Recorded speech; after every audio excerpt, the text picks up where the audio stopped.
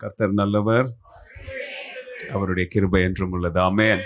இந்த மாலை கர்த்தருடைய வார்த்தையை தியானிப்பதற்காக நீங்கள் எல்லாரும் கூடி வந்திருக்கிறீங்க.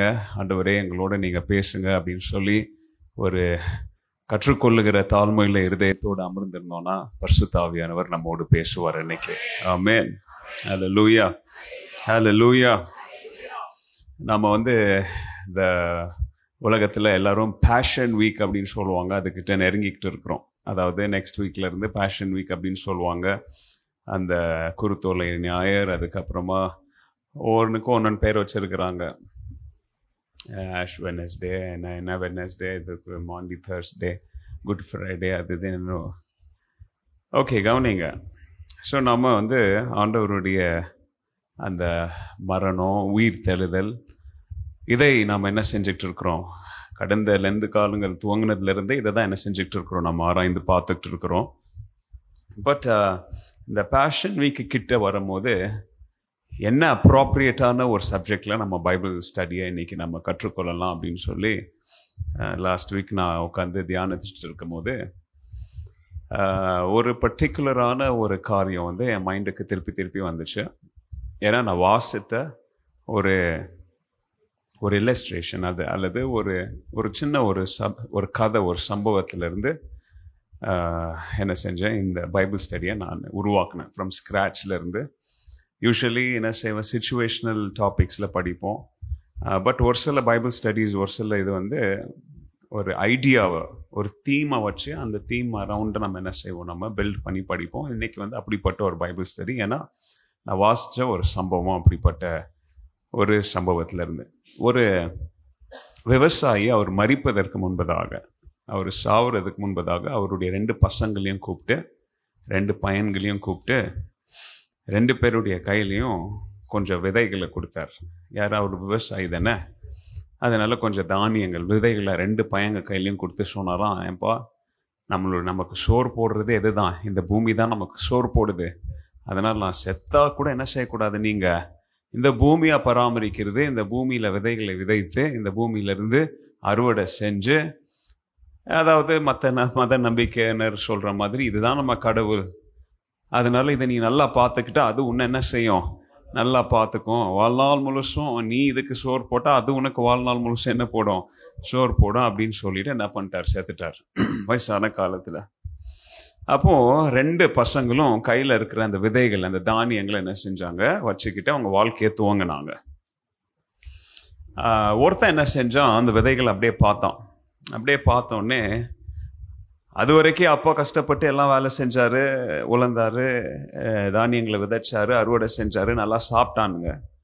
ஆனால் அன்றைக்கி தான் முதல் தடவை விதைகள் என்ன செய்கிறானுங்க, இப்போ அவங்க பார்க்குறானுங்க, அதை என்ன செய்ய வேண்டியதாக இருக்குது. அவங்க கொண்டு போய் மாடை வச்சு உழந்து வயல் நிலத்தை பண்படுத்தி அவைகளை விதைத்து அதிலிருந்து இப்போ என்னத்தை பார்க்கணும், அவங்க அறுவடையை பார்க்கணும். அதனால இப்போ தான் முதல் முறை ஒருத்தன் என்ன செய்கிறான், 2 பேர் என்ன செய்கிறானுங்க, பார்க்குறானுங்க. அதில் ஒருத்தன் என்ன செய்கிறான், அந்த விதைகளை எடுத்து இப்படி கையில் பார்க்குறான். பார்த்த உடனே அப்படியே அதை பார்த்துக்கிட்டே என்ன செய்கிறான், அதோடைய அழகில் மயங்கிடுறான். எதனுடைய அழகில் மயங்கிட்டான்? எல்லாம் பொண்ணுடைய அழகில், பையனுடைய அழகில் மயங்குவாங்க. இவன் எந்த அழகில் மயங்கிட்டான்? கையில் வச்சிருக்கிற விதைகளுடைய அழகில் மயங்கிட்டான். அப்பா சொன்னது மனசுக்கு வருது, ஏன்பா இதுதான்ப்பா உனக்கு என்ன செய்யும், சோறு போடும். அவன் அப்படியே மயங்கி ஒவ்வொரு நாளும் காலையில் எழும்பி அப்பா கொடுத்த விதைகளை ஞாபகார்த்தமாக என்ன செஞ்சான், பார்த்தான், மயங்கினான். அதுக்கப்புறம் நாள் போச்சு, படுத்து தூங்கினா, திருப்பி அடுத்த நாள் எழும்புனா, விதைகளை பார்த்தான், ரசித்தான், மயங்கினான். அப்புறம் கொஞ்ச நாள் எடுத்து அதை ஷோகேஸில் வச்சான், கொஞ்ச நாள் எடுத்து என்ன செஞ்சான், அப்படி போனான். இன்னொருத்தன் தம்பி இருக்கான் பார்த்தீங்களா, அவன் கொஞ்ச நாள் என்ன செஞ்சான், அதை பார்த்தான், மயங்கினான். அதுக்கப்புறம் வயல்லத்தையும் பார்த்தான். அப்பா சொன்னது அவனுக்கு ஞாபகம் வந்துச்சு, அப்பா இதை நீ கொண்டு போய் விதைச்சா இது உனக்கு என்ன செய்யும், உனக்கு சோறு போடும்பா உனக்கு அப்படின்னு சொல்லும் போது, அப்பாவின் வார்த்தைகள் அந்த விதைகளுக்குள்ள இருக்கிற அந்த வாக்கு, விதைக்குள்ள இருக்கிற வாக்கு என்ன சொன்னாரு, இதை நீ விதைச்சா இது என்ன செய்யும், உனக்கு சோறு போடும் அப்படின்னு சொல்லி அவன் என்ன பண்ணான், அதை கொண்டு போய் வயல் நிலத்தில் என்ன செஞ்சான், வயல் நிலத்தில் இருக்கிற கல் முள் காஞ்ச நிலம் அது எல்லாத்தையும் சரிப்பாக்கி மேடு பள்ளங்கள் எல்லாத்தையும் சரியாக்கி ஒரு கம்பை எடுத்து அங்கங்கே நிலத்தை குத்தி ஓட்டை போட்டு இப்போது கையில் இருக்கிற விதைகள், அப்பா கொடுத்த விதைகளை என்ன செய்கிறான், அதை ஓட்டைக்குள்ளே போட்டு அதை மூடி அதுக்கு தண்ணி பாய்ச்சி அதுக்கப்புறம் அதை வேறு எதுவும் என்ன செஞ்சிடக்கூடாது, சாப்பிட்றக்கூடாது, தின்னுடக்கூடாதுன்னு சொல்லி அதுக்கு பெஸ்ட் கண்ட்ரோல்லாம் பண்ணி என்ன செஞ்சான், அது பாதுகாத்தான். இப்போ இதை நான் வாசித்தேன், எங்கேயோ ஒரு இடத்துல வாசித்தேன் நான். இந்த கதை வேற மாதிரி முடிஞ்சிச்சு இது. ஏன்னா இது கிறிஸ்தவ எழுதின கதை கிடையாது, எவனோ ஒருத்தன் நியூஸ் பேப்பர்ல எழுதி வச்சிருக்கிறான். இதோடைய முடிவு வேற மாதிரி போச்சு அது. பட் ஆனால் நான் இதோட நிப்பாட்டிட்டு இதை இப்போ நான் வேற மாதிரி என் செய்திக்கு ஏற்ற மாதிரி நான் திருப்பிட்டேன் இதை. இப்போ 2 சகோதரர்கள் கையிலையும் அப்பா சாகிறதுக்கு முன்னாடி என்னத்தை கொடுத்தாரு, விதைகளை கொடுத்தாரு. ஒருத்தன் அதை கையில் வச்சுக்கிட்டு அதை அழகு பார்த்து பைக்குள்ளே போட்டு என்ன செஞ்சான், அல்லது வீட்டுக்குள்ளே என்ன செஞ்சான், ஷோகேஸில் வச்சு அதை அழகை பார்த்தான். இன்னொருத்தன் என்ன செஞ்சான், அதை கொண்டு போய் நிலத்தை நோண்டி அந்த விதைகளை என்ன செஞ்சான், விதைச்ச ஒரு சில நாட்களில் தம்பிக்காரனுடைய நிலத்துல அற்புதமான காரியங்கள் அவன் பார்க்க துவங்கினான். என்னத்தை பார்த்தான், திடீர்னு நிலத்துல இருந்து அங்கங்க என்ன முளைச்சி வந்துச்சு வெளியில, செடிகள் என்ன செஞ்சிச்சு, முளைச்சி வெளியில வந்ததை பார்த்தான். புது காரியங்கள், நியூ திங்ஸ் அங்கங்க என்ன செஞ்சிச்சு, முளைச்சி வெளியில வந்துச்சு. யோசித்து பாருங்களேன், அப்பா கொடுத்தது ஒரே விதை தான், ஒரே தானியம்தான். 2 பேர் கையில் இருக்கிற வரைக்கும் அது ஒன்றும் மாற்றம் இல்லை. ஆனால் 2 பேர் அந்த விதைகளை எப்படி உபயோகிக்கணும்னு சொல்லி முடிவெடுத்தானுங்களோ அதுக்கப்புறம் அந்த விதையுடைய முடிவும் அதோடைய பலனும் எப்படிப்பட்டதா மாறுச்சு, வெவ்வேறாக மாறுச்சு, வித்தியாசமா என்ன செஞ்சிச்சு, மாறுச்சு. தம்பிக்காரனுடைய நிலத்துல ஒரு சில மாதங்களுக்கு அப்புறம் அந்த விதைகள் விதைக்கப்பட்ட இடத்துல செடி மரமா மாறுச்சு. மரத்துல இருந்து என்ன செஞ்சிச்சு, பூக்கள், அங்கிருந்து பழங்கள், அந்த பழங்கள் இன்னும் அதிக விதைகள் என்ன செஞ்சிச்சு, கொடுத்துச்சு. எந்த விதைகள் அவன் விதைச்சானோ இப்ப அந்த விதைகள் மரமா மாறி புதிய விதைகளுக்கு அது என்னவா மாறுச்சு, ஊற்றாக என்ன செஞ்சிச்சு, மாறுச்சு. அப்பா சாகிறதுக்கு முன்னாடி கொடுத்த விதைகளுக்கு தம்பிக்காரன் கையில போன உடனே அந்த அர்த்தம், அந்த நோக்கங்கள் என்ன செஞ்சிச்சு, நிறைவேறியது. பாத்தீங்களா, அந்த கதையை நான் எப்படி திருப்பி மாத்திட்டேன். ஏன் அப்படி திருப்பி மாத்தினேன்னு தெரியுங்களா, கிறிஸ்தவ வாழ்க்கைக்கு இதை நம்ம ஒப்பிட்டு பார்க்கணும். ஆண்டவராகிய இயேசு கிறிஸ்து ஒவ்வொரு கிறிஸ்தவங்களையும் அவருடைய பிள்ளைகளையும் இப்படிப்பட்ட ஒரு வாழ்க்கை வாழும்படியாக நம்மை அழைத்திருக்கிறார். நாம ஒரு விதைகளை போல. அதுக்காகத்தான் பாஸ்டர் அம்மா அபிகேலுக்கு பேர் வைக்கும் போது ரொம்ப யோசித்து அபிகேலுடைய மிடில் நேம் என்னவா வச்சாங்க தெரியுமா, யாருக்காவது தெரியுமா? அபிகேல் யார் தெரியுமா? தெரியாதா? அதே தெரியாதா? சரி, ஓகே, தெரியாதவங்களுக்கு சொல்றேன், நீங்க ரொம்ப புதுசுன்னு நினைக்கிறேன். அபிகேல்ன்றது என்னுடைய பெரிய பொண்ணு. அவளுக்கு 8 வயசு. அவளுக்கு ஃபர்ஸ்ட் பேரை அவங்க அம்மா செலக்ட் பண்ணாங்க, அவளுடைய 2வது பேரை அவங்க பாட்டி செலக்ட் பண்ணாங்க, தானியா அப்படின்னு செலக்ட் பண்ணாங்க. தானியா, அதாவது தமிழ், சுத்த தமிழ்ல தானியம். ஏன் செலக்ட் பண்ணாங்க தெரியுமா? இவா பெருசாகி ஒரு தானியம் நிலத்துல விழுந்து உடஞ்சி உள்ள இருக்கிற ஜீவன் செடியா வெளியில வர்ற மாதிரி இந்த பிள்ளை பெருசாகி இவா நிலத்துல விழுந்து இயேசுக்காக தானியமா என்ன செய்யணும், அதுக்காக பாஸ்டரமா அவளுக்கு என்னன்னு பேர் வச்சாங்க, தானியா அப்படின்னு பேர் வச்சாங்க. கவனிங்க, கிறிஸ்தவங்க நாமும் நிலத்துல இப்படி விழுந்து நம்முடைய சுய இச்சைகள், நம்முடைய சுய திட்டங்கள், நம்முடைய சுய புத்தி, இவைகளெல்லாம் ஆண்டவருக்கு ஒப்பு கொடுத்து அர்ப்பணித்து நிலத்துல விழுந்து சாகாத வரைக்கு நம்மால் தேவன் விரும்பக்கூடிய மரமாக என்ன செய்ய முடியாது, வளர்ந்து கனி கொடுக்க முடியாது. ஹல்லேலூயா. ஏன் இதை நான் இந்த குட் ஃப்ரைடேயின் காலங்கள்ல இதை நான் எடுத்து சொல்றேன்னா, ஆண்டவராகிய இயேசு கிறிஸ்து கூட இந்த உலக ரட்சிப்புக்காக, மீட்புக்காக ஒரு விதையாக, ஒரு தானியமாக கீழே விழுந்து நொறுக்கப்பட அவர் தன்னைத்தானே என்ன பண்ணாரு, ஒப்பு கொடுத்தார். ஹல்லேலூயா. பாருங்க, அந்த விதை, அந்த தானியம், அது நான் தானியமாவே இருக்கிறேன், நான் ஒரு விதையாவே இருக்கிறேன் அப்படின்னு சொல்லி தன்னைத்தானே நிலத்துல கீழே விழுந்து உடைக்கப்பட்டு அந்த நிலத்துல கீழே விழுந்து மண்ணுக்குள்ள போய் புதைக்கப்பட அது அனுமதிக்கலனா அந்த விதையிலிருந்து என்ன வராது? புதிய ஜீவன் வராது. ஏன்னா அந்த விதைக்குள்ள என்னத்தான் ஆண்டவர் வச்சிருக்கிறாரு? ஜீவனை வைத்திருக்கிறார். அந்த மாதிரி கிறிஸ்தவங்களுக்குள்ள ஆண்டவர் தன்னுடைய குணாதிசயங்களை வைத்திருக்கிறார். கிறிஸ்துவை போல நான் ஒவ்வொரு நாளும் வாழணும் அப்படின்னு நம்ம விரும்பினா ஆண்டவர் நம்ம கீழே விழுந்து உடைய அவர் எதிர்பார்க்கிறார். நம்ம கீழே விழுந்து உடைஞ்சா தான் உள்ளுக்குள்ள இருக்கிற கிறிஸ்துவின் ஜீவன் என்ன செய்ய முடியும்? வெளியில மரமா செடியா வளர்ந்து வர முடியும். நம்முடைய வாழ்க்கையின் மேல நம்ம டெம்பரரியா பிடிச்சு வச்சிருக்கிற கிரிப், என் வாழ்க்கையின் மேல என் திட்டம், என் விருப்பம், என் ஆசை அப்படின்றது மேல ஒரு கிரிப்பை நம்ம பிடிச்சி வச்சிருக்கிற வரைக்கும் உள்ளுக்குள்ள இருக்கிற தேவ திட்டம் என்ன செய்யாது? வெளியில வராது. அது கீழே விழுந்து உடைஞ்சா உள்ளுக்குள்ள இருக்கிற தேவனுடைய அந்த அரோமா, அந்த அருமையான வாசம், அந்த ஜீவன், அந்த திட்டம் அப்படின்றது என்ன செய்யும்? வளர துவங்கும். ஹல்லேலூயா. வெறும் வளர மாத்திரம் செய்யாது, இது மற்ற 100 1000 மற்ற தானியங்களுக்கு என்னவா மாறும்? இது பிறப்பிடமா மாறும்.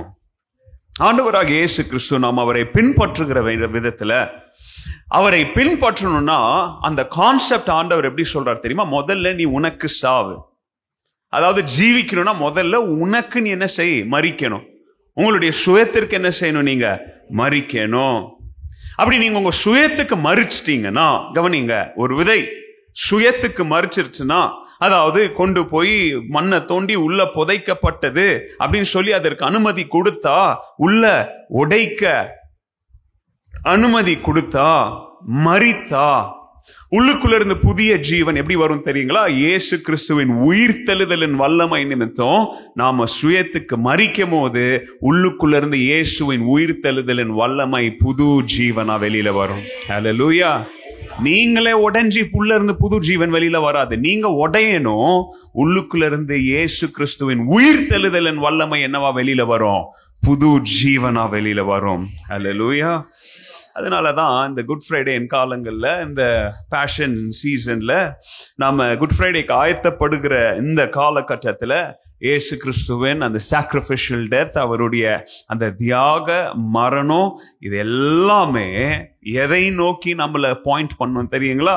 It has to point us to the life which God has called us to. தேவன் நம்மை எப்படி வாழணும் அப்படின்னு சொல்லி நம்மளை அழைத்திருக்கிறாரோ அதுக்கு நேரா இயேசுவின் மரணம், இயேசுவின் பாடெல்லாம் என்ன செய்யணும்? நம்மள வழி காட்ட வேண்டும். ஹல்லேலூயா. இன்னைக்கு நம்ம தியானிப்பதற்கு முன்பதாக ஒரு வசனத்தை உங்களுக்கு நான் சொல்ல விரும்புகிறேன். ஒரு வசனத்தை நம்ம என்ன செய்வோம்? நம்ம தியானித்த பிறகு அதற்கப்புறம் இன்னைக்கு வேத பாடத்திற்குள்ள நாம் போவோம். கலாத்தியர் 2வது அதிகாரம் 20ஆம் வசனம் உங்க எல்லாருக்கும் தெரிஞ்ச வசனம். அப்போஸ்தலனாகிய பவுல் சொல்றாரு, என்னுடைய பழைய மனிதன், என்னுடைய பழைய சுபாவம் அப்படின்றது இயேசுவோடு அது என்ன செய்யப்பட்டாயிற்று? அது சிலுவையில் அறையப்பட்டாயிற்று. இனி வாழ்வது நான் அல்ல, கிறிஸ்து எனக்குள்ள என்ன செய்கிறார்? அவரு வாழ்கிறார். அப்படின்னா இந்த உலக வாழ்க்கையில, இந்த மாம்சீக இந்த பாடியில வாழ்றது நான் இல்ல, நான் ஆண்டவராகிய இயேசு கிறிஸ்துவை விசுவாசித்து எனக்காய் ஜீவனை தந்து என்னை நேசித்தவருக்காக நான் என்ன செய்யறேன்? நானு வாழ்றேன். அதாவது அதோடைய அர்த்தம் என்ன? நான் இயேசுவோடு என்ன செய்யப்பட்டாயிட்டு? சிலுவையில் அறையப்பட்டாயிட்டு. எப்படி அதை சொல்றாரு? நான் உடைக்கப்படாவிட்டால், நான் என் சுயத்துக்கு சாகலனா, நான் என் விருப்பத்திற்கு சாகலனா, நான் என் ஆசைகளுக்கு சாகலனா, நான் இயேசுவோடு என்ன செய்யப்படல? நானு சிலுவையில் அறையப்படல. அப்படின்னா என்ன அர்த்தம்னா, நான் இனி ஒரு மாய்மாலமான வாழ்க்கை வாழ எனக்கு விருப்பம் இல்லை. அதாவது இயேசுவை, தேவனை பிரியப்படுத்துவதற்காக நான் ஒரு மாய்மாலமான வாழ்க்கைய வாழ வேண்டிய அவசியம் இல்லை. ஏன்னா நான் ஆல்ரெடி உடைக்கப்பட்டாயிட்டு, நான் என்ன ஒப்பு கொடுத்துட்டேன் இல்லையா? ஒரு தானியத்தை போல, ஒரு விதையை போல பூமியில உளுந்து I've given myself to be broken. அப்படி நான் உடைக்கப்படும்படியாக என்னை அனுமதிச்சதுனால இனிமே நான் தேவனுக்கு முன்னாடி என்ன செய்ய விருப்பம் இல்லை. நான் ஒரு நாடகம் ஆட வேண்டிய ஒரு அவசியம் எனக்கு இல்லை. வார்த்தைகளை கவனிங்க. நான் விவரிச்சு சொல்லும் போது கூடவே வந்தாதான் உங்களுக்கு புரியும். ஏன்னா இயேசு எனக்குள்ள இருக்கிறார். இயேசு எனக்குள்ள இருக்கிறதுனால நான் தேவனுக்கு பிரியமா வாழ்ற மாதிரி ஒரு நாடகம் போட வேண்டிய அவசியம் இல்லை. ஏன்னா நான் உடைக்கப்பட்டுட்டேன், கிறிஸ்து எனக்குள்ள வந்துட்டாரு. கிறிஸ்து எனக்குள்ள இருந்து வாழ்றது நிமித்தம் நான் ஒரு பரிசுத்தவானை போல வாழணுன்ற நாடகம் போட வேண்டிய அவசியம் இல்லை. ஏன்னா உண்மையாவே வாழ்றது நான் இல்லை. யார் வாழ்றா? இல்ல, இயேசு வாழ்றாரு. அப்போ தேவனுக்கு முன்னாடியே நான் நாடகம் போட வேண்டிய ஒரு அவசியம் இல்லாத நிலைமையில மனுஷன் முன்னாடி நான் நாடகம் போட்டு வாழ வேண்டிய அவசியம், தலைவலி எதுக்கு? பவுல் கேட்கிறாருங்க, உன் முன்னாடி நான் ஒரு நீதிமான் போல நடக்கணும்ன்ற அவசியம் எனக்கு இல்லை. நீ என்ன வேணாலும் சொல்ல, பெரிய பவுல் அப்போஸ்தலன், பெரிய ஊழியக்காரன், நீ என்ன புகழ்ந்து என்ன தந்தாலும் அதுக்கும் எனக்கும் சம்பந்தம் இல்லை. அல்லது நானும் காலையில் எழும்பி நான் வெளியில போகும்போது இன்னைக்கு அவங்க என்ன ரெஸ்பெக்ட் பண்ற மாதிரி, அல்லது அவங்க என்ன மதிக்கிற மாதிரி, அவங்க என்ன ஒரு ஊழியக்காரனா பார்க்கணும் அப்படின்னு சொல்லி நானும் யாருடைய புகழ்ச்சி பெறுவதற்காக, யாருடைய நற்சாட்சியை பெறுவதற்காக வாழுவதற்கு நடிக்க வேண்டிய அவசியம். ஏன்னா நான் தேவனுக்கு முன்னாடி நடிக்காத பட்சத்துல ஓ முன்னாடி நான் எதுக்கு நடிக்கணும்? இப்படி ஒவ்வொரு ஊழியக்காரனும் வாழ்ந்தா எவ்வளோ இல்ல? ஒவ்வொரு ஊழியக்காரங்களும், ஊழியத்துல இருக்கிறவங்க விசுவாசிங்க, ரெண்டாவது சொல்றேன், முதல்ல அவங்க வழி நடத்துற ஊழியக்காரங்களை சொல்றேன். ஒவ்வொரு ஊழியக்காரங்களும் இப்படி வாழ்ந்தாங்கன்னா நான் தேவனுக்கு முன்னாடி நடிக்க வேண்டிய அவசியமே இல்லாத பட்சத்துல ஓ முன்னாடி நான் ஏன் நடிக்கணும் அப்படின்ற தேவ பயத்தோட வாழ்ந்தா இன்னைக்கு கிறிஸ்தவம் உருப்படுங்க. இன்னைக்கு கிறிஸ்தவம் உருப்படும். ஒரு பரிசுத்தமான ஒரு கூட்டத்தை ஊழியக்காரங்க கட்டி எழுப்புறாங்க, வளர்க்குறாங்க அப்படின்ற நிம்மதியோடு பரலோகத்தை நோக்கி நம்ம என்ன செய்யலாம் நாம. ஆனா இன்னைக்கு நடிக்கிறதுல நம்பர் 1 நடிகை யாரு? இன்னைக்கு ஊழியக்காரன். ஏன் ஊழியக்காரன்றா பவுல்? ஏன்னா அவர் அப்படி பேசுறாங்க, அவருடைய ஸ்டேட்டஸை வச்சு அங்க சொல்றாரு. அப்போ நீங்க என்ன பாக்குறீங்க பாத்தீங்களா, நான் வாழ்ற வாழ்க்கை இது என் வாழ்க்கை கிடையாது, நான் வாழ்ற வாழ்க்கை கிடையாது. இது விசுவாசத்தினால, சொல்லுங்க, இது விசுவாசத்தினால எனக்காய் ஜீவன் தந்த இயேசுவுக்காக நான் வாழல. யார் வாழ்றா? உள்ள கிறிஸ்து வாழுகிறார். ஹல்லேலூயா, ஹல்லேலூயா. எவ்வளோ ஒரு அற்புதமா! இது என்னுடைய மெயின் டாபிக்ல. அதனால நான் இந்த வசனத்தை உங்களுக்கு கிரேக்க வார்த்தைகளெல்லாம் விவரிச்சு சொல்ல போறதில்லை. இது ஒரு ரிமைண்டர் வேர்ஸ். இந்த வசனத்திலிருந்து இன்னைக்கு நாம நம்முடைய வேத பாடத்திற்குள்ளாக போவோம். இன்னைக்கு என்னுடைய வேத பாடத்தின் தலைப்பு dying to self and living for Christ. Dying to self and living for Christ.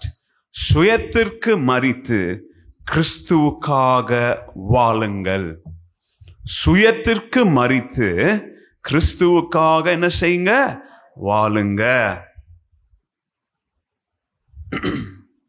Dying to ourselves, நம்முடைய சுயத்திற்கு மரிப்பது, அது எப்படிப்பட்ட அழைப்பா இருக்குது தெரியுங்களா? முதலாவது, the call is to crucify the flesh.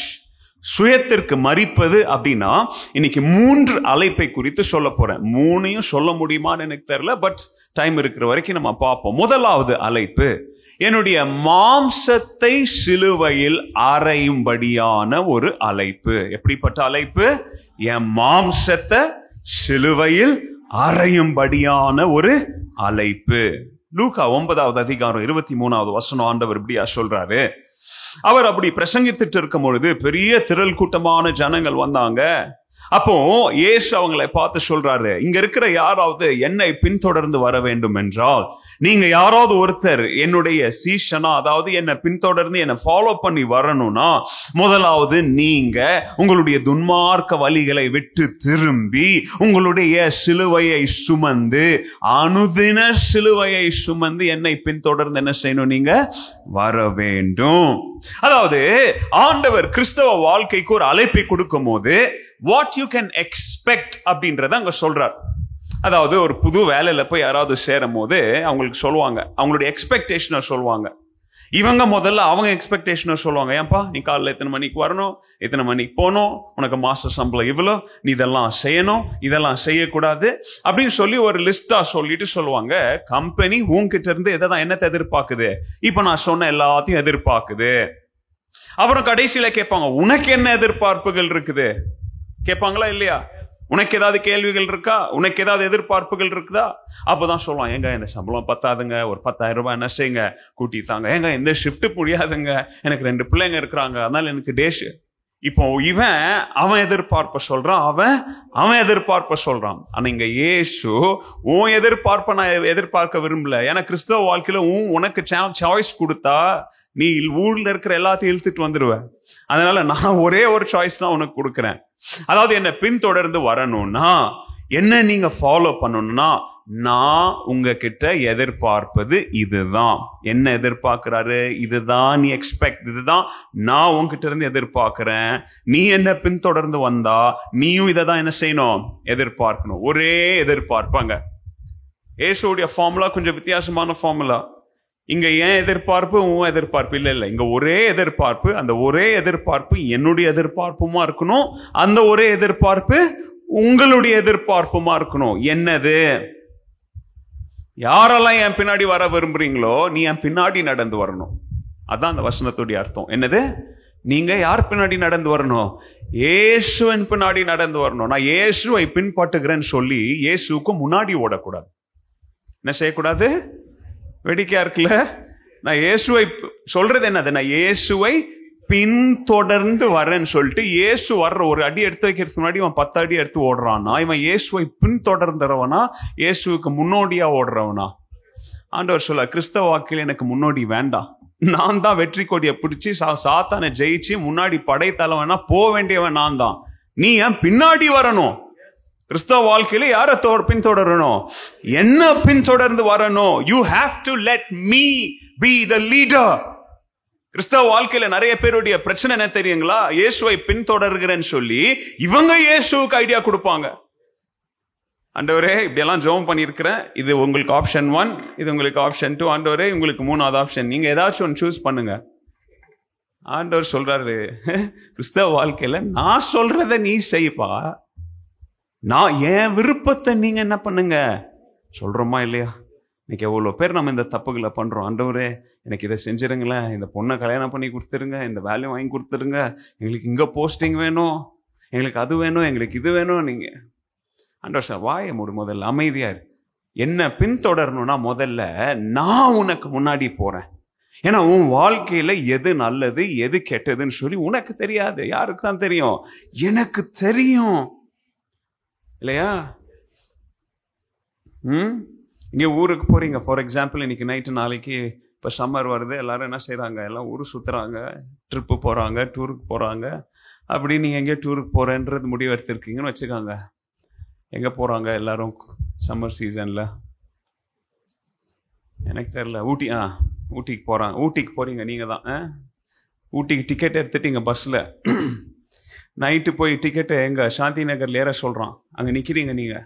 நீங்கள் என்ன பண்ணுவீங்க? சாந்தி நகரில் உங்கள் பஸ் வந்தோடனே டிக்கெட்டை யார்கிட்ட கொடுப்பீங்க? டிடியா அவங்ககிட்டே கொடுப்பீங்க. எங்கே போய் உட்காருவீங்க? எங்க நீங்கள் ஊட்டிக்கு போகிறீங்களா? அவர் தானே போகிறாரு, அவர் பதில் சொல்லிட்டோம். எங்கே போய் உட்காருவீங்க? இப்போ சொல்லுங்க எல்லாருக்கும். முதல்ல அவன் உங்கள் டிக்கெட்டை வாங்கி உங்கள் பேர் ஆதார் கார்டெலாம் செக் பண்ணிட்டு நெக்ஸ்ட் என்னத்தை செக் பண்ணுவான்? எங்கே செக் பண்ணுவான்? 12C செக் பண்ணிட்டு நீங்கள் எங்கே போய் உட்காருவீங்க? 12C எல்லாம் செக் பண்ணிட்டு உள்ளே போய் நேராக ரைட் எடுக்கிறதுக்கு பதில் லெஃப்ட் எடுத்துட்டு டிரைவர்கிட்ட என்ன நீ அள்ளி ஓகி குத்துக்கோ அப்படின்னு போவீங்களா? பண்ணுவீங்களா யாராவது? அதுதான் சித்தங்களை தேவன் கற்றுக் கொடுக்கும் போது, ஒன்று என் வண்டியில் ஏறிட்டா, கிறிஸ்தவ வாழ்க்கையில் ஏறிட்டா, நான் உனக்கு என்ன சீட் நம்பர் கொடுத்துருக்கணும்னோ அங்கே போய் உட்காருங்க. என் சீட்டில் வந்து நீங்கள் உட்காராதீங்க. ஒரே தலைவன் தான், ஒரே ரட்சகர் தான், ஒரே ஆண்டவர் தான். அந்த இடத்துல நீங்களும் நானும் போய் உட்காரக்கூடாது. அவரை பின்தொடரணும்னா நீங்க சொல்லுங்க, ஆண்டவரே நீங்க வண்டியை ஓட்டுங்க, ஆண்டவரே நீங்க வழியை காட்டுங்க, ஆண்டவரே இந்த ஞாயிற்றுக்கிழமை சொன்னதை போல நீங்க நல்ல இடங்களில் எங்களை மேய்த்து கொண்டு போங்க. நல்ல மேய்ப்பன், உங்களை பின்தொடருகிற ஆடு நானு. அல்லேலூயா. அப்போ அப்படி பின்தொடர்ந்து வரும்போது சிலுவையை தூக்கிட்டு வரணும்னா அர்த்தம் என்ன? வலி வந்தாலும் பரவாயில்ல, வேதனை வந்தாலும் பரவாயில்ல, அவமானங்கள் வந்தாலும் பரவாயில்ல, வாயை மூடிக்கிட்டு போகணும். ஏன்னா யார் வண்டியை ஓட்டிக்கிட்டு இருக்கிறா? நான் இந்த வண்டியில இருக்கிற வரைக்கும் இது ஆக்சிடென்ட் ஆகாது. இந்த வண்டியில இருக்கிற வரைக்கும் வருமா வராது. இந்த வண்டியில இருக்கிற வரைக்கும் உலகத்துல ரிசெஷன் ஆனாலும் என் வீட்டுல என் அப்பமும் என் எண்ணெய் சட்டியும் என்ன செய்யாது, அது குறைவுபடாது. ஏன்னா நான் இயேசுவின் வண்டியில உட்கார்ந்து இருக்கிறேன். அந்த வண்டியை ஓட்டிட்டு இருக்கிறது யாரு? ஆண்டவராக இயேசு கிறிஸ்து. ஹல்லேலூயா. அப்போ இயேசுவை பின்தொடர்றதுன்னா என்ன அர்த்தம் தெரியுங்களா? அவரை ஒட்டிக்கணும், அவர் கூட என்ன செஞ்சுக்கணும், ஒட்டிக்கணும். அப்ப அவர் சொல்றாரு, அப்படி என்ன பின்தொடர்ந்து வா, நான் உனக்கு என்ன செய்யறேன், நித்திய ஜீவனின் வழியை காண்பிக்கிறேன். ஹல்லேலூயா. இப்ப சுருக்கமா இந்த வசனத்துல இருக்கிற ஒரு முக்கியமான 2-3 வார்த்தைகளை மாத்திரம் நான் சொல்றேன். ரொம்ப இன்டெப்தா நம்ம இன்னைக்கு போறது இல்ல. முதலாவது, என்னை பின்தொடர்ந்து வா அப்படின்னு சொல்றாரு பாத்தீங்களா ஆண்டவராகிய இயேசு கிறிஸ்து. அக்கோலோத்தியோ, அக்கோலோத்தியோ அப்படின்ற கிரேக்க வார்த்தை. அப்படின்னா என்ன அர்த்தம்னா, என்னை பின்தொடர்ந்துவான அர்த்தம் உண்மையாவே இயேசுவின் பின்னாடி நடந்து போற அர்த்தம் கிடையாது. அவர் சொல்ற வார்த்தைய ஒண்ணு விடாம, நோ சொல்லாம, அதுக்கு எஸ் சொன்னு வாழ்றது தான். அதுதான் அந்த வார்த்தையோடைய அர்த்தம். அக்கோலோத்தியோ அப்படின்ற வார்த்தையோடைய அர்த்தம் என்னன்னா, இயேசு என்ன சொன்னாலும், என்னது, இயேசு என்ன சொன்னாலும், என்னவா இருந்தாலும், அவர் வாயிலிருந்து வர வார்த்தைக்கு நான் என்னத்தை தான் சொல்லணும், எஸ் மாத்திரம் தான் சொல்லணும், நோ சொல்லவே கூடாது. ஆமா ஆண்டவரே, இன் அலைன்மெண்ட்.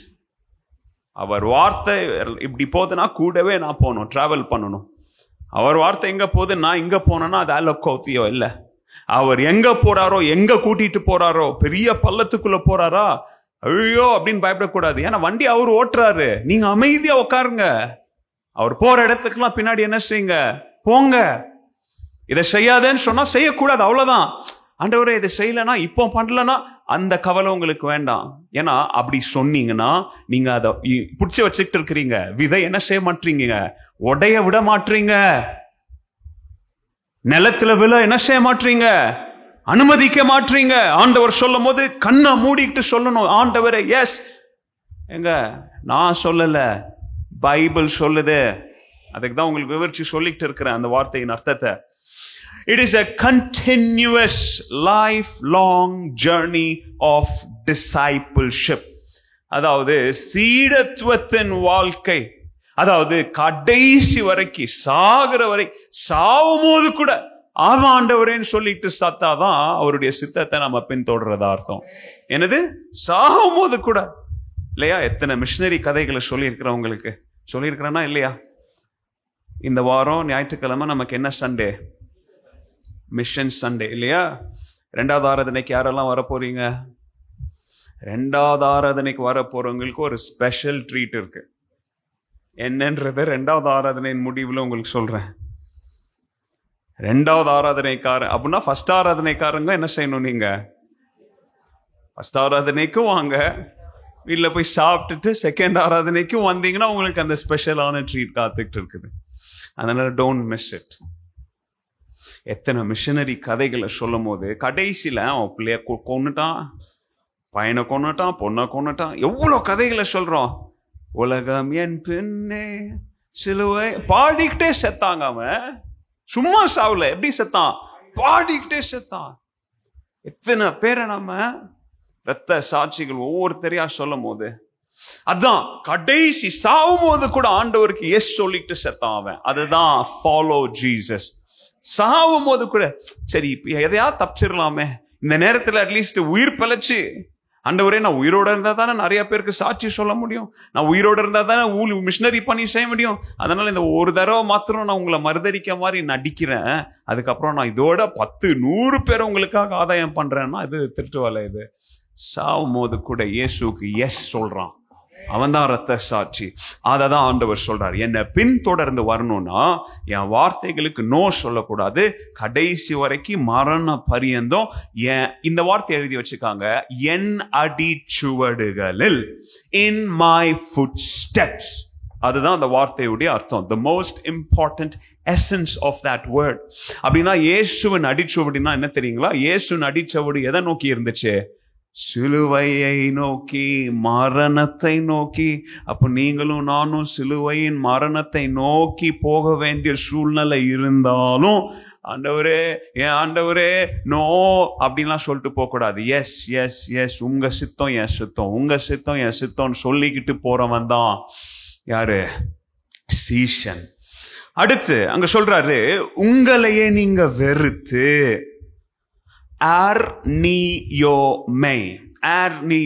ஓகே, நீங்க எப்படியோ ஏதோ ஒரு தப்பா எழுதுங்க, ஆனா அந்த வார்த்தையின் அர்த்தத்தை உங்களுக்கு நான் சொல்றேன்.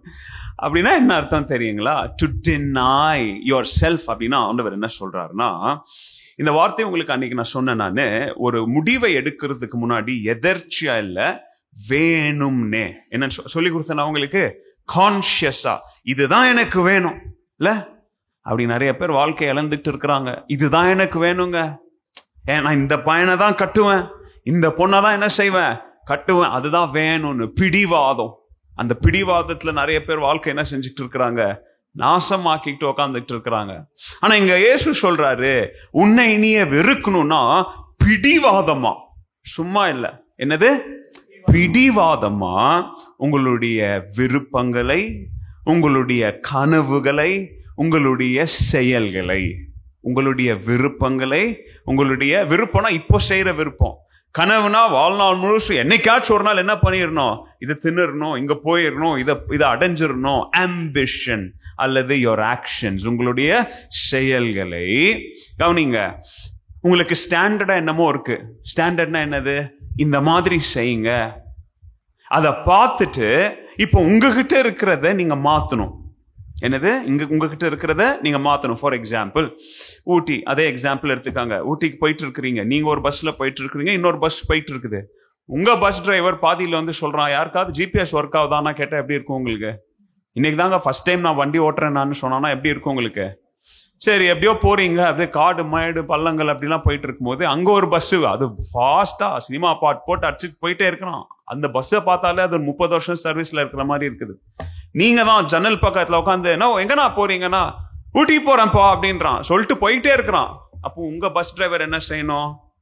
புத்திசாலியா இருந்தா ரைட்ல போறவன் எங்க போனோம், இப்போ அந்த பஸ்ஸை பின்தொடர்ந்து போனோம். ஏன்னா அவன் எங்க போறான் அவன். அதுதான் அந்த வார்த்தையுடைய அர்த்தம். ஆர்னியோமை. என் வாழ்க்கையில நான் எங்கேயோ போயிட்டு இருக்கிறேன், அப்படியே என்னவோ பண்ணிட்டு போயிட்டு இருக்கிறேன், இதை யோசிக்கிறேன், அதை யோசிக்கிறேன், இதை திட்டமிடுறேன், அதை திட்டமிடுறேன், அப்படியே போயிட்டு இருக்கிறேன். அப்படியே போயிட்டு இருக்கும் போது இப்போ ஆண்டவர் சொல்றாரு, உன்னை நீயே வெறுத்து அப்படின்னா, முதலாவது நான் போயிட்டு இருக்கிற இடத்துல நிப்பாட்டி வேணும்னே என் விருப்பங்களை நான் வெறுக்கிறேன், இதுதான் நான் விரும்புறேன் இல்ல, நோ. ஏன், எப்படி, யாரை பாதிக்கும் அதெல்லாம் யோசிக்க கூடாது. என் விருப்பத்துக்கு என்ன சொல்றேன் நானு, நோ. ரெண்டாவது என் கனவுகளை, சரி இப்போ நோ சொல்லிட்டு ஒரு வருஷம் ஊட்டி அதை செய்யலாம், அதுக்கும் நோ சொல்லணும். என்னது? அதை வேரோட எடுத்துடணும். அதுக்கப்புறம் என்னுடைய கிரியைகள், என்னுடைய செயல்கள் என்ன பண்ணிட்டு சொல்றது ஒண்ணு, செய்யற எல்லாத்தையும் நிப்பாட்டிட்டு இப்ப இயேசு எங்க போறாரோ அதன் பின்னாடி போக ஆரம்பிக்கணும். புரியுதா உங்களுக்கு நான் சொல்றது? வீட்டுல போய் இன்னொரு தடவை கேளுங்க. இது ஆன்லைன்ல இன்கேஸ் போட்டாங்கன்னா என்ன செய்யுங்க, வீட்டுல போய் திருப்பி கேளுங்க. அப்போ என்னுடைய டிசையர்ஸ், என்னுடைய ஆம்பிஷன்ஸ், என்னுடைய ஆக்ஷன்ஸ், இது எல்லாத்தையும் நிப்பாட்டிட்டு தேவனுடைய சித்தத்தை பின்தொடர்ந்து போவதுதான் என்னை தானே என்ன செய்வது, வெறுப்பது. சிலுவையை அப்படின்னு சொல்றார் ஆண்டவர், சிலுவையை சுமக்கணும். சிலுவை அப்படின்னா அங்க வெறும் சிலுவையை சொல்லாங்க ஆண்டவர். எங்க இவ்வளவு நேரம் நான் சொல்லிட்டு இருக்கிறேனே, இதெல்லாம் யார் சொன்னது? இயேசு கிறிஸ்து சொன்னது. அதனால நான் என்னமோ ப்ரொஃபசர் மாதிரி அவர் சொன்னாரு, ஒன்னும் மண்டையில. இயேசுவின் வார்த்தைகள் இவை. மனசுல ஆழமா எடுத்துக்காங்க. இயேசு சொன்னது இதெல்லாம். சிலுவைனா அங்க வெறும் சிலுவைய மரத்தை சொல்லாங்க. சிலுவை என்றால் பாடு, எழுதிக்காங்க. ஸ்டாவுரோஸ் அப்படின்னா அந்த வார்த்தையுடைய அர்த்தம் பாடு, சஃபரிங். என்னத்தை தூக்கிட்டு நடக்கணும்? சஃபரிங். அதான் அன்னைக்கு சொன்னல, ஒருத்தனை பார்த்தேன் நான் யூடியூப்ல, இப்ப அவன் ரொம்ப ஃபேமஸ் ஆகிட்டு இருக்கிறான். அவன் சொன்னா, கிறிஸ்தவ வாழ்க்கையில் என்ன இல்ல, பாடு இல்ல, எவனாச்சும் வந்து உனக்கு சொல்லி தருவான். நீங்க அவனை பார்த்தாலே உங்களை நீங்க கல் எடுத்து எறியணும்னு போல தோணும் உங்களுக்கு. அவன்லாம் பிரசங்கம் பண்றதுக்கே தகுதி இல்லாத சின்ன பசங்கள்லாம் இன்னைக்கு வந்து அப்போ அவன் யாரை பத்தி பிரசங்கம் பண்றான்னு எனக்கு தெரியல. இயேசு வாயிலிருந்து வர வார்த்தைகள், நீ என்ன பின்தொடரணும்னா வாழ்க்கையில் என்ன வரும் உனக்கு? பாடு. ஜீசஸ் சுகர் கோட்லாம் பண்ணலாங்க. உள்ளுக்குள்ள விஷத்தை வச்சு வெளியில சர்க்கரையை பூசி, அவருடைய வார்த்தைகள் எவ்வளவு கிளியரா இருக்குது பாருங்க. நான் சிலுவையை தூக்குறேன், நீ சிலுவையை தூக்கணும்னு அர்த்தம் என்ன? பாடு. உன் வாழ்க்கையில பாடு இருக்கும். Self sacrifice. இரண்டாவது, சுய சித்தங்களை என்ன செய்வது? தியாகம் செய்வது. எனக்கு இதை செய்யணும்னு ஆசை, எனக்கு அதை செய்யணும்னு ஆசை, நான் இப்படி மாறணும்னு ஆசை, நான் இதை கட்டணும்னு ஆசை இருக்கும் எல்லாருக்கும். சுய விருப்பங்களை அதை சாக்ரிஃபைஸ் பண்ண தெரியாதவன் யார்? அவன் உண்மையான சீஷன் கிடையாது. யார் கிடையாது அவன் உண்மையான? ஏன்னா நம்ம எல்லாருக்கும் நிறைய ஆசைகள் இருக்கு, நிறைய கனவுகள் இருக்கு. அது நல்ல கனவு மாதிரி தான் தெரியும், கிறிஸ்தவ ஆசைகள் மாதிரி தான் தெரியும். ஆனா ஆண்டவர் நம்மளை ஆராய்ந்து பார்த்து, அது உன்னுடைய சுயமா செல்ஃபா அப்படின்றத நீ உணர்ந்துட்டனா அதை கொன்றுங்க. வேண்டாது உங்களுக்கு. and even death, மரணம். என்ன பின்தொடர்ந்து வந்தா என்னத்தையும் நீங்க சந்திக்கணும், மரணத்தையும். ஓகே, போதும், அதோட கிரேக்க வார்த்தைகள் போதும், நம்ம இதை கொஞ்சம் தியானிப்போம். அப்போ கவனிங்க, அப்போ சுயத்திற்கு மரிப்பது அப்படின்னு அர்த்தம் என்னன்னா, என்னுடைய பர்சனல் டிசையர்ஸ், என்னுடைய சொந்த மாம்சீக விருப்பங்களை, என் ஆம்பிஷன்ஸை, என் கம்ஃபர்ட்ஸ், என்னதை என் கம்ஃபர்ட், என் வசதிகளை, என் சௌகரியங்களை தூக்கி எறிஞ்சிட்டு யாருக்காக போறதுக்கு? இயேசுவின் பின்னாடி போவதற்கு. ஹல்லேலூயா, ஹல்லேலூயா. அப்படின்னா அதோடைய வார்த்தையின் அர்த்தம், உங்களுடைய பிராக்டிக்கல் லைஃப்ல இப்போ உங்க லைஃப்ல உங்க கண்ணுக்கு முன்னாடி இருக்கிற ப்ரையாரிட்டிஸை நீங்க மாத்த ஆயத்தமா இருக்கிறீங்களா? அதுதான் இயேசு உங்ககிட்ட பார்த்து கேட்க விரும்புகிறார். சரி, இதெல்லாம் கத்துக்கிறது ரொம்ப நல்லது, இப்ப அப்ளை பண்ணுங்க லைஃப்ல. நடைமுறை வாழ்க்கையில இதோடைய அர்த்தம் என்ன? என் வாழ்க்கையில இப்போ எனக்கு முன்னாடி ப்ரையாரிட்டி 1, ப்ரையாரிட்டி 2, ப்ரையாரிட்டி 3, நிறைய ப்ரையாரிட்டிஸ் வச்சிருப்பீங்க. அது எல்லாத்தையும் தூக்கி எரிஞ்சு மாத்தணும்னா மாத்த ஆயத்தமா இருக்கிறீங்களா? அதுதான் ஆண்டவர் கேட்கிறாருங்க. Change in priorities, change in priorities. அன்றைய பிள்ளைங்களே, இந்த வார்த்தையை நீங்க கவனமா கவனிங்க. என் வாழ்க்கையில எது முக்கியத்துவமானவைகளா இருக்குது? எதுக்கு நான் முக்கியத்துவம் கொடுக்கிறேன்? எதுக்கு ப்ரையாரிட்டி கொடுக்கிறேன்? ஆண்டவருடைய காரியங்களுக்கு ப்ரையாரிட்டி கொடுக்கிறேனா? தாழ்மைக்கு ப்ரையாரிட்டி கொடுக்கிறேனா? சபை ஒன்று கூடி வருவதற்கு ப்ரையாரிட்டி கொடுக்கிறேனா? இங்க சபையில யார் பாக்குறாங்க பார்க்கல, பட் ஆண்டவருக்காக ஏதோ ஒரு ஊழியத்தை செஞ்சுட்டு போறதுக்கு நான் ப்ரையாரிட்டி கொடுக்கிறேனா? அல்லது ஊர் சுத்த ப்ரையாரிட்டி கொடுக்கிறேனா? சகோதரத்தின் ஐக்கியம் சொல்லி இப்ப திங்கிறதுக்கு, டீ குடிக்கிறதுக்கு, உருப்படாத காரியங்களை பேசுறதுக்கு ப்ரையாரிட்டி கொடுக்கிறேனா? What is your priority? நான் கேட்கல, I am not asking, God is asking you. ஆண்டவர் உங்ககிட்ட கேட்கிறாரு, உன் ப்ரையாரிட்டி என்ன? What is your priority? இந்த டீச்சிங்கை கேட்டும், இந்த வார்த்தையிலிருந்து உங்களுக்கு போதிச்சு விவரிச்ச பிறகும் இங்க இருந்து நீங்க வெளியில எழும்பி போகும்போது உங்க ப்ரையாரிட்டிஸ் மாறலனா, உங்களுடைய திட்டங்கள் ப்ரையாரிட்டி 1 இருக்கிறது தூக்கி இன்னைக்கு 40 மாத்தலனா, அல்லது 45 இருக்கிற ப்ரையாரிட்டி இன்னைக்கு 1 நீங்க வைக்கலனா, நீங்க இந்த வார்த்தைகளை கேட்டும் நல்ல நிலத்துல விழாத விதைகளை போலதான் நீங்க என்ன செய்வீங்க? எழும்பி போவீங்க. பட் காமிங்க, ஆண்டவர் சொல்ற வார்த்தைகள், உங்களுடைய ப்ரையாரிட்டிஸ் மாறுமா? உங்களுடைய ஹேபிட்ஸ், இது வரைக்கும் எங்க எப்படிங்க ஹேபிட்டை மாத்தணும்? ஆமாங்க, மாத்தணும். ஆண்டவர் மாத்த சொன்னா மாத்தணும். ஏன்னா நீ உடைக்க விட மாட்டுற உன்னை. இது நான் 30 வருஷம் எப்படி தாங்க பண்ணிட்டு இருக்கேன், கடந்த 5 வருஷமா நான் எப்படிதாங்க பண்ணிட்டு இருக்கிறேன். ஆமா, பண்ணிட்டு இருக்கிறீங்க. இப்ப ஆண்டவர் அதை மாத்த சொல்றாரு. மாத்தாம பிடிச்சிட்டு இருந்தீங்கன்னா உங்களுக்குள்ள இருக்கிற ஆண்டவருடைய உயிர்த்தெழுதல் வல்லமை நீங்க என்ன செய்ய முடியாது? அனுபவிக்க முடியாது. நீங்களும் அனுபவிக்க முடியாது. உங்கள் நிமித்தம் மற்றவர்களும் என்ன செய்ய முடியாது. Are you ready to change your actions? உங்க ஹேபிட்ஸ் என்ன? ஹேபிட்ஸ் அது பாவமா இருக்கலாம், கெட்ட பழக்கங்களா இருக்கலாம், ஏன் அற்பமான உணவு பழக்கங்களா இருக்கலாம், அல்லது அற்பமான தூக்கமா இருக்கலாம். அற்பமான சொல்றேன், அதெல்லாம் அற்பம் கிடையாது உங்க பார்வைக்கு, நான் அப்படி சொல்றேன். சோம்பேறித்தனமா இருக்கலாம். என்னவா இருக்கலாம்? சோம்பேறித்தனமா இருக்கலாம். ஏன்பா சர்ச்சுக்கு வரல? உண்மையை சொல்றேன், ரொம்ப டயர்டா இருந்துச்சு. என்னது? அப்படி நம்ம உண்மையை சொல்லிட்டா நம்ம செஞ்சது தப்பு இல்லைன்னு நிறைய பைத்தியக்காரங்க சுத்திக்கிட்டு இருக்கிறானுங்க. ஏன்பா வரல?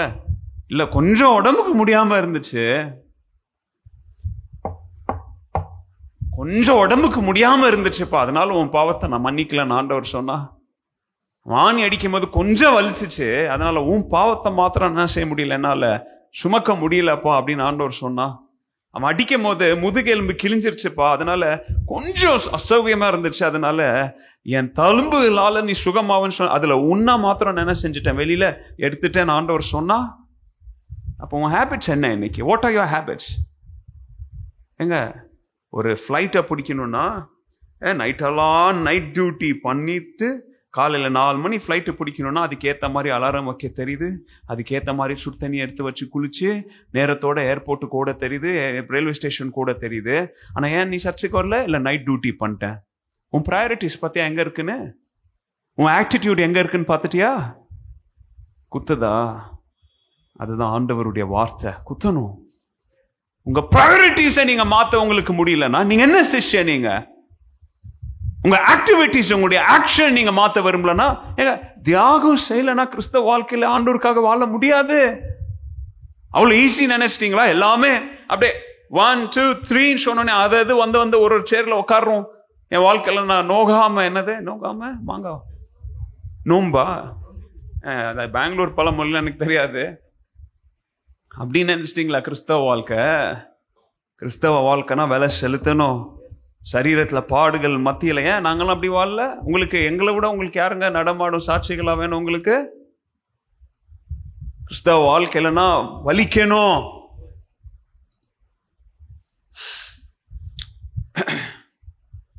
Learn to say no to worldly comforts. உலக வசதிகளுக்கு என்னத்த சொல்லுங்க?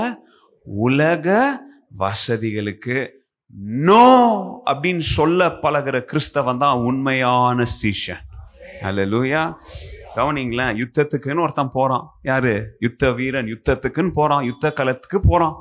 அங்க போய் உக்காந்துக்கிட்டு, யுத்த காலத்துல போய் உக்காந்துக்கிட்டு சண்டை போட வேண்டிய இடத்துல யுத்த காலத்துல என்னங்க இங்க சுத்தண்ணி தர மாட்டுறாங்க குளிக்கிறதுக்கு, டீ காபி கரெக்டா 5 மணிக்கு வரமாட்டேங்குது, என்னங்க ஷூ வந்து சாஃப்டாவே இல்லை, என்னங்க பேண்ட்டு மிலிட்ரி பேண்ட்டு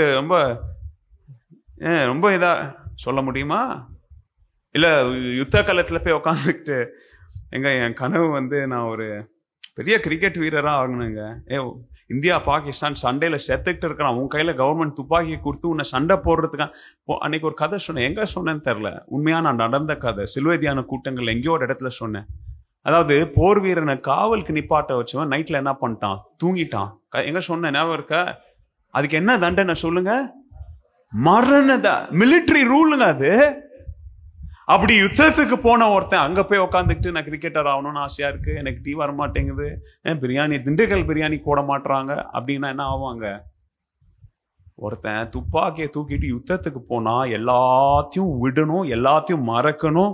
எனக்கு மனைவி பிள்ளைங்க அம்மா அப்பாலாம் வீட்டுல இருந்தா அதெல்லாம் வீட்டுல. இப்ப நான் எங்க நிக்கிறேன்? களத்துல நிக்கிறேன். இங்க ஏன் ஆசை, ஏன் விருப்பம், ஏன் எதிர்பார்ப்பு ஒன்னுத்துக்கும் அங்க இடம் கிடையாது. இங்க தேசம், போர், என் கண்ணுக்கு முன்னாடி இருக்கிற பனி, வெற்றி, இதுதான் என் கண்ணுக்கு முன்னாடி இருக்கிற ஒரே காலிங். இல்லையா? புரியுதா? இப்போ அந்த மாதிரி யுத்தத்துக்கு வந்துட்டோம். எங்க? பிசாசோட ஒரு யுத்தத்திற்கு, உலகத்துல பாவத்தோட ஒரு யுத்தத்துக்கு என்ன செஞ்சிட்டோம்? வந்துட்டோம். இங்க வந்து உட்காந்துக்கிட்டு எனக்கு இந்த சௌகரியம் அந்த சௌகரியம், சர்ச்சில் ஏசி இல்ல, இந்த சர்ச்சில் இங்கிலீஷ் பேச, ஆமா இவங்க பேரு தான் இங்கிலீஷ், எனக்கு எவன்லாம் அந்த இங்கிலீஷ்ல எனக்கு ஒன்றும் புரியும், இங்கிலீஷ்ல ஒன்று அப்படின்றலாம் கூப்பிட்டு ஒரு நாள் அசிங்கப்படுத்தணும்னு ஆசையா இருக்குது. ஏன்னா வீட்டில் அம்மா அப்பா அத்தா தாத்தா அப்படின்னு பேசுறவன், ஏன்னா வெளியில வந்தா என்னது, இவங்களுக்கு இங்கிலீஷ், எங்களுக்கு இங்கிலீஷ்ல போதனை கிடையாது. இங்கிலீஷ்ல போதனை கொடுத்த உடனே இப்போ என்ன ஆக போகுது உனக்கு? இப்படி மூக்கிலலாம் வளைஞ்சு வரக்கூடாது. என்னது அப்படி இருக்காங்க நிறைய பேரு. அதனாலதான் சொல்றேன், அதனாலதான் பிள்ளைங்களெல்லாம் கொஞ்சம் அமுக்கி குலுக்கி வளங்க. ரொம்ப ஓவரா என்ன செஞ்சிடாதீங்க, வளர்த்து விட்டுறாதீங்க. ஒரு நாள் உங்க தொண்டையில கத்தி வைப்பான் இங்கிலீஷ் பெருமை, அந்த மோகம் இந்த மோகம், அந்த சிபி, என் பிள்ளை சிபிஎஸ்சி படிக்கிறான், என் பிள்ளை ஐசிஎஸ்சி, உன் பிள்ளை பைபிள் படிக்கிறான், நான் முதல்ல என் பிள்ளைங்க அந்த கரிக்குலம் படிக்கிறான், என் பையனை இந்த அதுல சேர்த்து விட்டுருக்குறோம், இந்த எல்லாம் சேர்த்து விடுப்பா. அவனுக்கு இயேசுவை நீ ஒழுங்கா முறையா கத்து கொடுக்கலனா ஒரு நாள் நீ சேர்த்து விட்ட பத்தியா எல்லாத்துக்கும் சேர்த்து சோத்துல விஷம் வைப்பான் அவனுக்கு. சிப்புல என்னது எரிச்சல் வருது.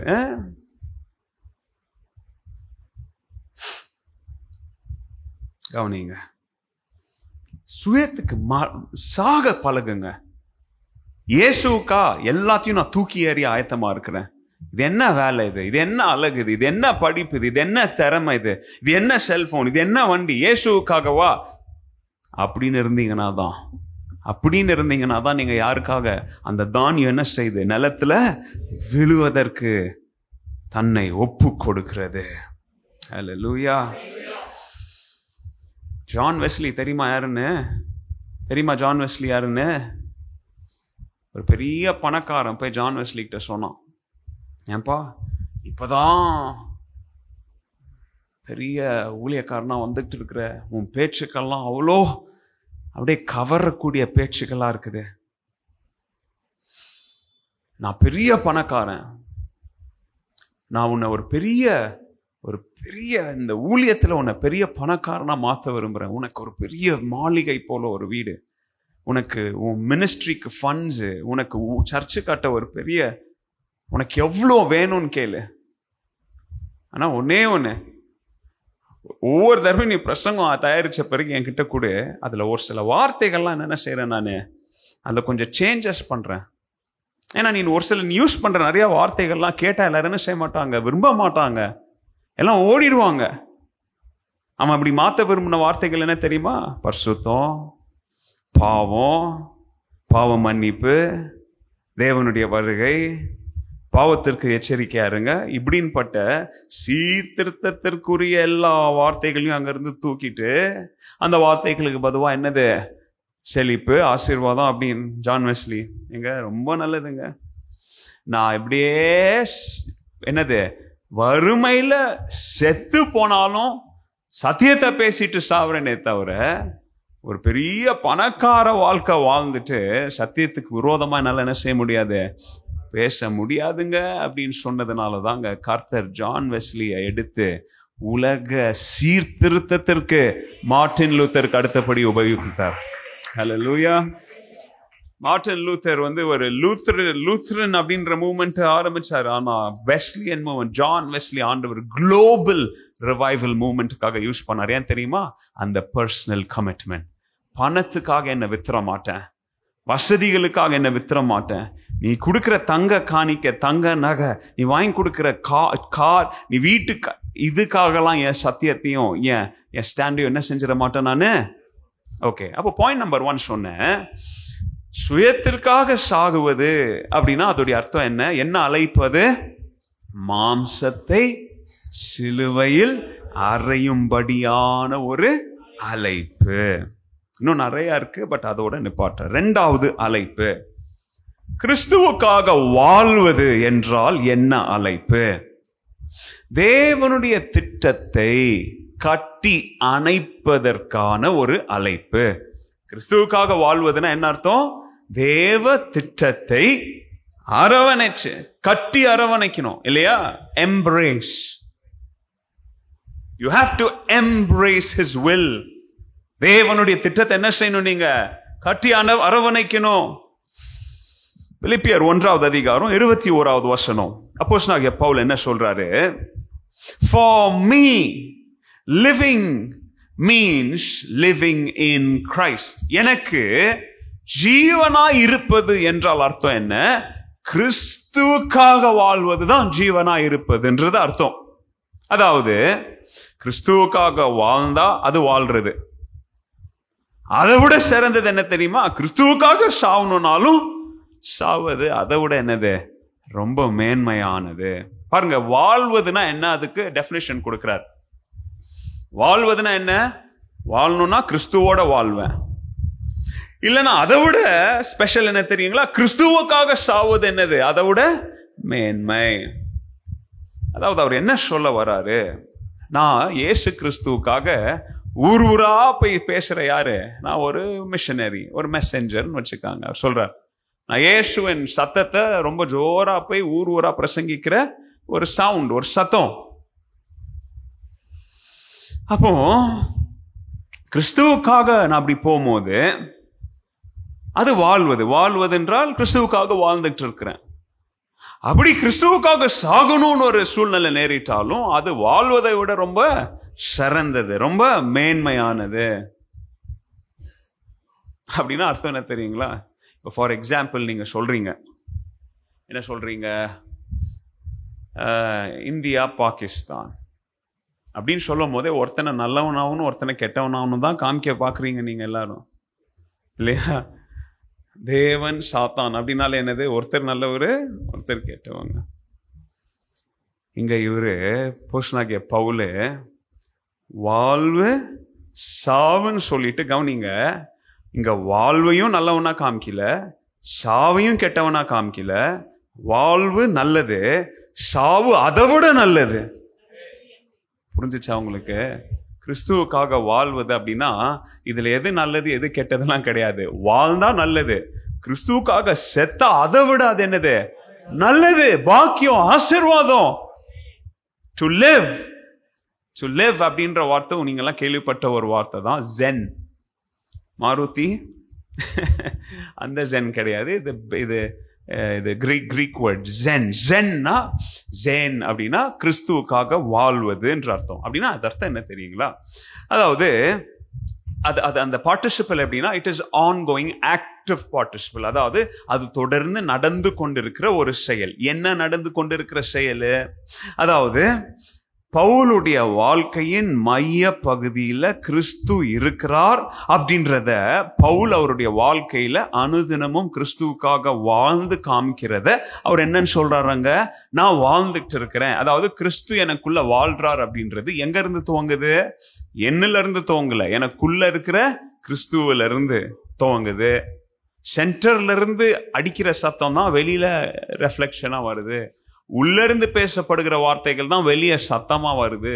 உள்ள இருக்கிற வெளிச்சம் தான் அந்த வெளிச்சத்தை வெளியில லைட்டா நீங்க பாக்க அப்படின்னு சொல்லி அவருக்குள்ள என்னைக்கு அவர் ஜனங்களை கொல்றதை விட்டுட்டு தமஸ்கு பட்டணத்துல இருந்து இயேசுக்காக ஒரு மனம் திரும்பினாரோ அந்த எக்ஸ்பீரியன்ஸை சொல்றாரு.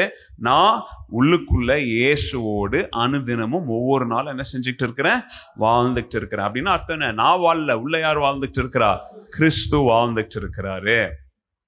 டை அப்படின்னா அவர் சொல்றாரு. அப்போ உங்களுக்கு நான் சொல்லி கொடுத்த அந்த வார்த்தை அப்போத்தெனேன் அப்படின்னா என்ன அர்த்தம்னா ஒரு ஒரு ஒரு spiritual, I mean it does not talk about a spiritual depth, it talks about a physical depth.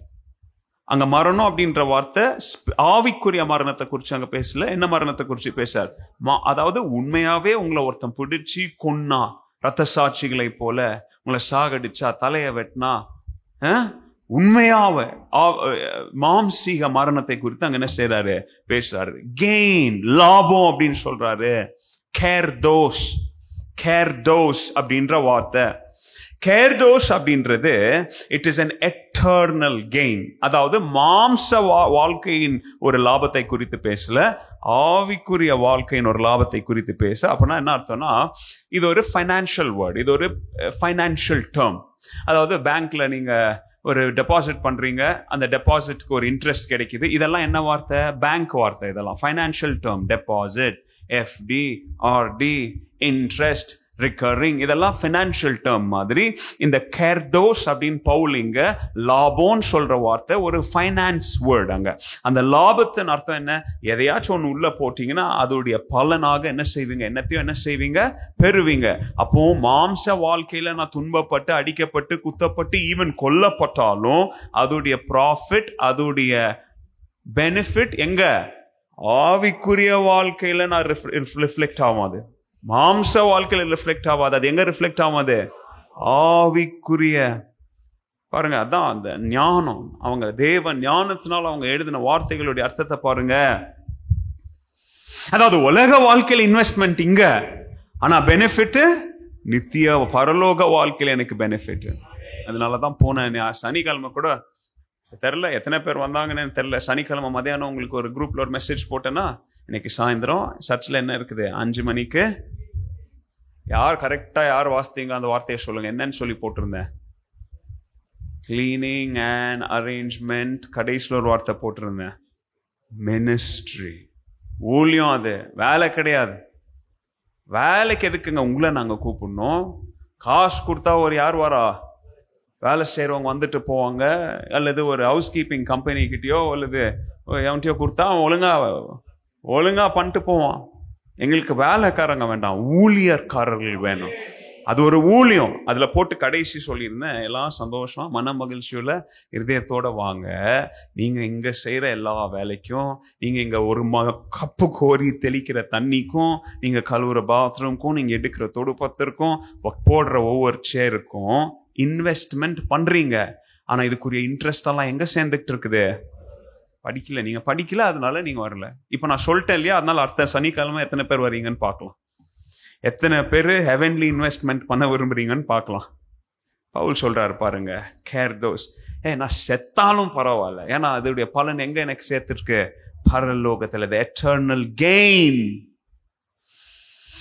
அப்போ நம்முடைய வாழ்க்கையில இயேசுவின் திட்டங்களை, விருப்பங்களை கட்டி அணைக்கிறவர்களா மாற வேண்டும். அப்படின்னா என்ன அர்த்தம்னா, என் வாழ்க்கையில நான் பேசுற வார்த்தை, கவனிங்க, என் வாழ்க்கையில நான் பேசுற ஒரு வார்த்தை, நான் கையிட்டு செய்யற ஒரு வார்த்தை, நான் முடிவெடுக்கிற ஒரு வார்த்தை, என் வண்டியில உக்காந்துட்டு நான் போற ஒரு செயல், எல்லாத்துக்கும் பின்னாடி தேவ திட்டம் என்ன தள்ளணும்.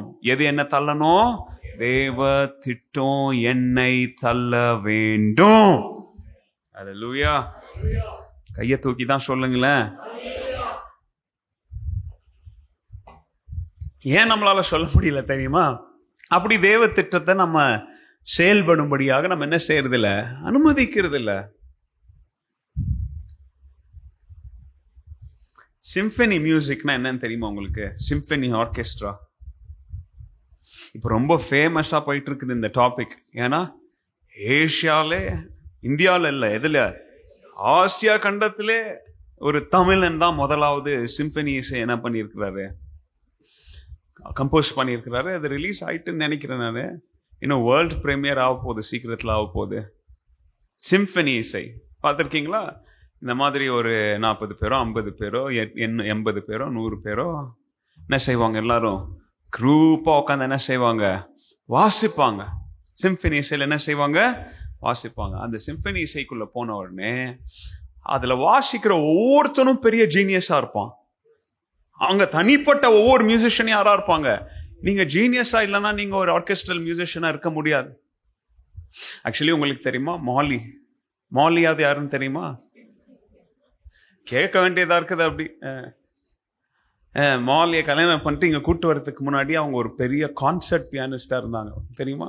இந்த மாதிரி பெரிய பெரிய சிம்பனிங்களெல்லாம் ஒரு ஹவர்னு உட்காந்து கைவலிக்காம வேர்வை சிந்தாம வாசிக்கக்கூடிய அவ்வளோ பெரிய ஒரு ஜீனியஸ் அவங்க. ஓகே, எனிவேஸ், அந்த சிம்பனி மியூசிக்ல இருக்கிற ஒவ்வொருத்தனும் யார் தெரியுங்களா?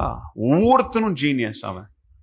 ஏன்னா ஜீனியஸ் ஏன் சொல்றேன்னா, அவங்களாம் சின்ன வயசுல இருந்து 5 hour 6 hour ஒவ்வொரு நாள் ப்ராக்டிஸ் பண்ணி பண்ணி பண்ணி பண்ணி, எப்படி நீங்க தமிழை பார்த்த உடனே அப்படியே வாசிக்கிறீங்க, இங்கிலீஷை பார்த்த உடனே அப்படியே வாசிக்கிறீங்க, அந்த மாதிரி இசை நியூட்ஸை பார்த்த உடனே டக் டக்குன்னு வாசிக்கு போவாங்க. அப்படிப்பட்ட ட்ரைனிங், அதெல்லாம் கத்துக்கணும், பயிற்சி. அப்படிப்பட்ட ஒரு சிம்பனியில போய் ஒருத்தன் உட்காந்துக்கிட்டு, நான் ஒரு பெரிய ஜீனியஸ் இல்லையா, அங்க 50 பேர் இருந்தாங்கன்னா 50 பேரும் ஜீனியஸ், நான் ஒரு ஜீனியஸ் அப்படின்னு சொல்லி அவன் இஷ்டத்துக்கு அங்க போய் அவனுக்கு முன்னாடி வச்சிருக்கிற பேப்பரை வாசிக்கிறதுக்கு பதில் அவன் பாட்டுக்கு வாசிக்குவான். நல்லா இருக்கும், கேட்க நல்லா இருக்குமா? ஏன்னா 50 பேரும் ஒன்னா சேர்ந்து என்னத்தை வாசிக்கணுமோ வாசித்தாதான் கேட்கிற நம்முடைய காதுகளுக்கு அந்த இசை எப்படியா இருக்கும், இனிமையா இருக்கும். கரெக்டா? அதனால எல்லாரும் ஒரே இசை வாசிக்கிறதுனால அவன் இவனோட குறைஞ்சவன், இவன் அவனோட குறைஞ்சவன் இல்லை, எல்லாரும் பெரிய ஜீனியஸ் தான். ஆனா அங்க உள்ள போன உடனே அவன் நான் ஜீனியஸ், நான் பெரிய ஸ்டார் மியூசிஷியன், நான் சோலோ வயலினிஸ்ட், நான் பியானிஸ்ட்ன்றதெல்லாம் தூக்கி எறிஞ்சிட்டு அங்க இசை அமைப்பாளர் என்ன இசையை கம்போஸ் பண்ணியிருக்கிறாரோ அதை உக்காந்து நான் ஜீனியஸ், நான் அவன் இவன்றதெல்லாம் தூக்கி எறிஞ்சிட்டு அந்த பேப்பர்ல இருக்கிறத வாசிச்சாதான் இசை என்ன செய்யும். புரியுதா? அப்போ சிம்பனிக்குள்ள போய் உக்காந்து அவனுடைய சோலோ டேலண்ட்டை காமிக்கிறதுக்குரிய இசை இடம் அது கிடையாது. அங்க போய் ஒரு டீம் பிளேயர், அங்க போய் அங்க யார் இயக்குறாங்களோ, கம்போசர் என்ன சொல்றான், குச்சை வச்சுக்கிட்டு அவன் என்ன சொல்றானோ அதை செய்யணும். நீங்க எவ்வளவு பெரிய ஜீனியஸா வேணா இருங்க, அங்க போய் உக்காந்துக்கிட்டு எனக்கு என்னை விட உனக்கு தெரியுமா, இல்ல இல்ல, அங்க சோலோ பெர்ஃபார்மன்ஸுக்கு இடம் கிடையாது. அங்க லீடர் என்ன சொல்றாரோ அதை என்ன பண்ணணும், செஞ்சுதான் ஆகணும். அப்படி நம்முடைய வாழ்க்கையில நம்மை இயக்குகிறவர் ஆண்டவராகிய இயேசு கிறிஸ்து. எனக்கு இதை தெரியும், எனக்கு அதை தெரியும் அப்படின்னு சொல்லி நீங்க போய் உக்காந்துட்டு ஒன் மேன் ஷோ, நான் வாசிக்கிறேன் நீங்க கேளுங்க ஆண்டவரே அப்படின்னீங்கன்னா கதை முடிஞ்சது. அங்க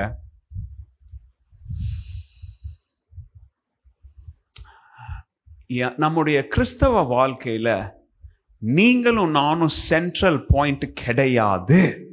ஞாபகம் வச்சுக்காங்க. உங்க கிறிஸ்தவ வாழ்க்கையில, என் கிறிஸ்தவ வாழ்க்கையில, நம்முடைய கம்பைன்டு கம்யூனிட்டி கிறிஸ்டியன் வாழ்க்கையில அதை யாராவது கேட்டுட்டு இருந்தீங்கன்னா இன்னைக்கு அந்த சத்தியத்தை கேட்டு இருக்காங்க. உங்க கிறிஸ்தவ வாழ்க்கையில, என் கிறிஸ்தவ வாழ்க்கையில, நம் கிறிஸ்தவ வாழ்க்கையில நீங்களும் நானும் மையப்பகுதி கிடையாது. ஆண்டவராகிய இயேசு கிறிஸ்து தான் அங்க மையப்பகுதியாங்க.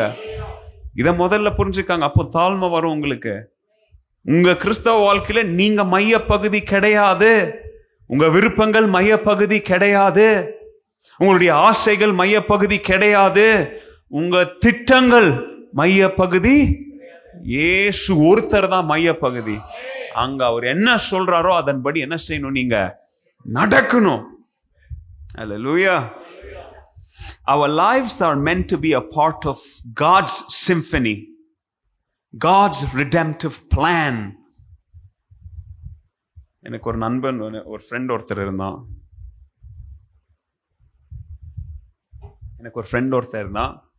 அவன் இங்கே தான் இருந்தான். இந்த என் ஃப்ரெண்டுன்றதுனால அவன் என்னை விட பெரியவன், ஒரு 20 வயசு பெரியவன். அவன் வந்து பெங்களூருடைய one of the best violinist. எப்போ 70கள் 80கள்ல யாரும் அவன் பெரிய வயலினிஸ்ட். பெங்களூர் இந்தியாவுடைய one of the top violinist. நம்ம பெங்களூர்ல இங்க தம்புச்செட்டி ரோடுன்னு உங்களுக்கு கேள்விப்பட்டிருக்கீங்களா? தெரியுமா? அது யார் பேர்ல வச்சாங்க தெரியுமா? தம்புச்செட்டின்னு ஒரு வயலினிஸ்ட் ஒருத்தங்க, ஒரு அம்மா இருந்தாங்க. மைசூர் மகாராஜா கோர்ட்ல எல்லாம் போய் வாசித்துட்டு வந்தாங்க. பிலோமினா தம்புச்செட்டி அவங்க பேர்.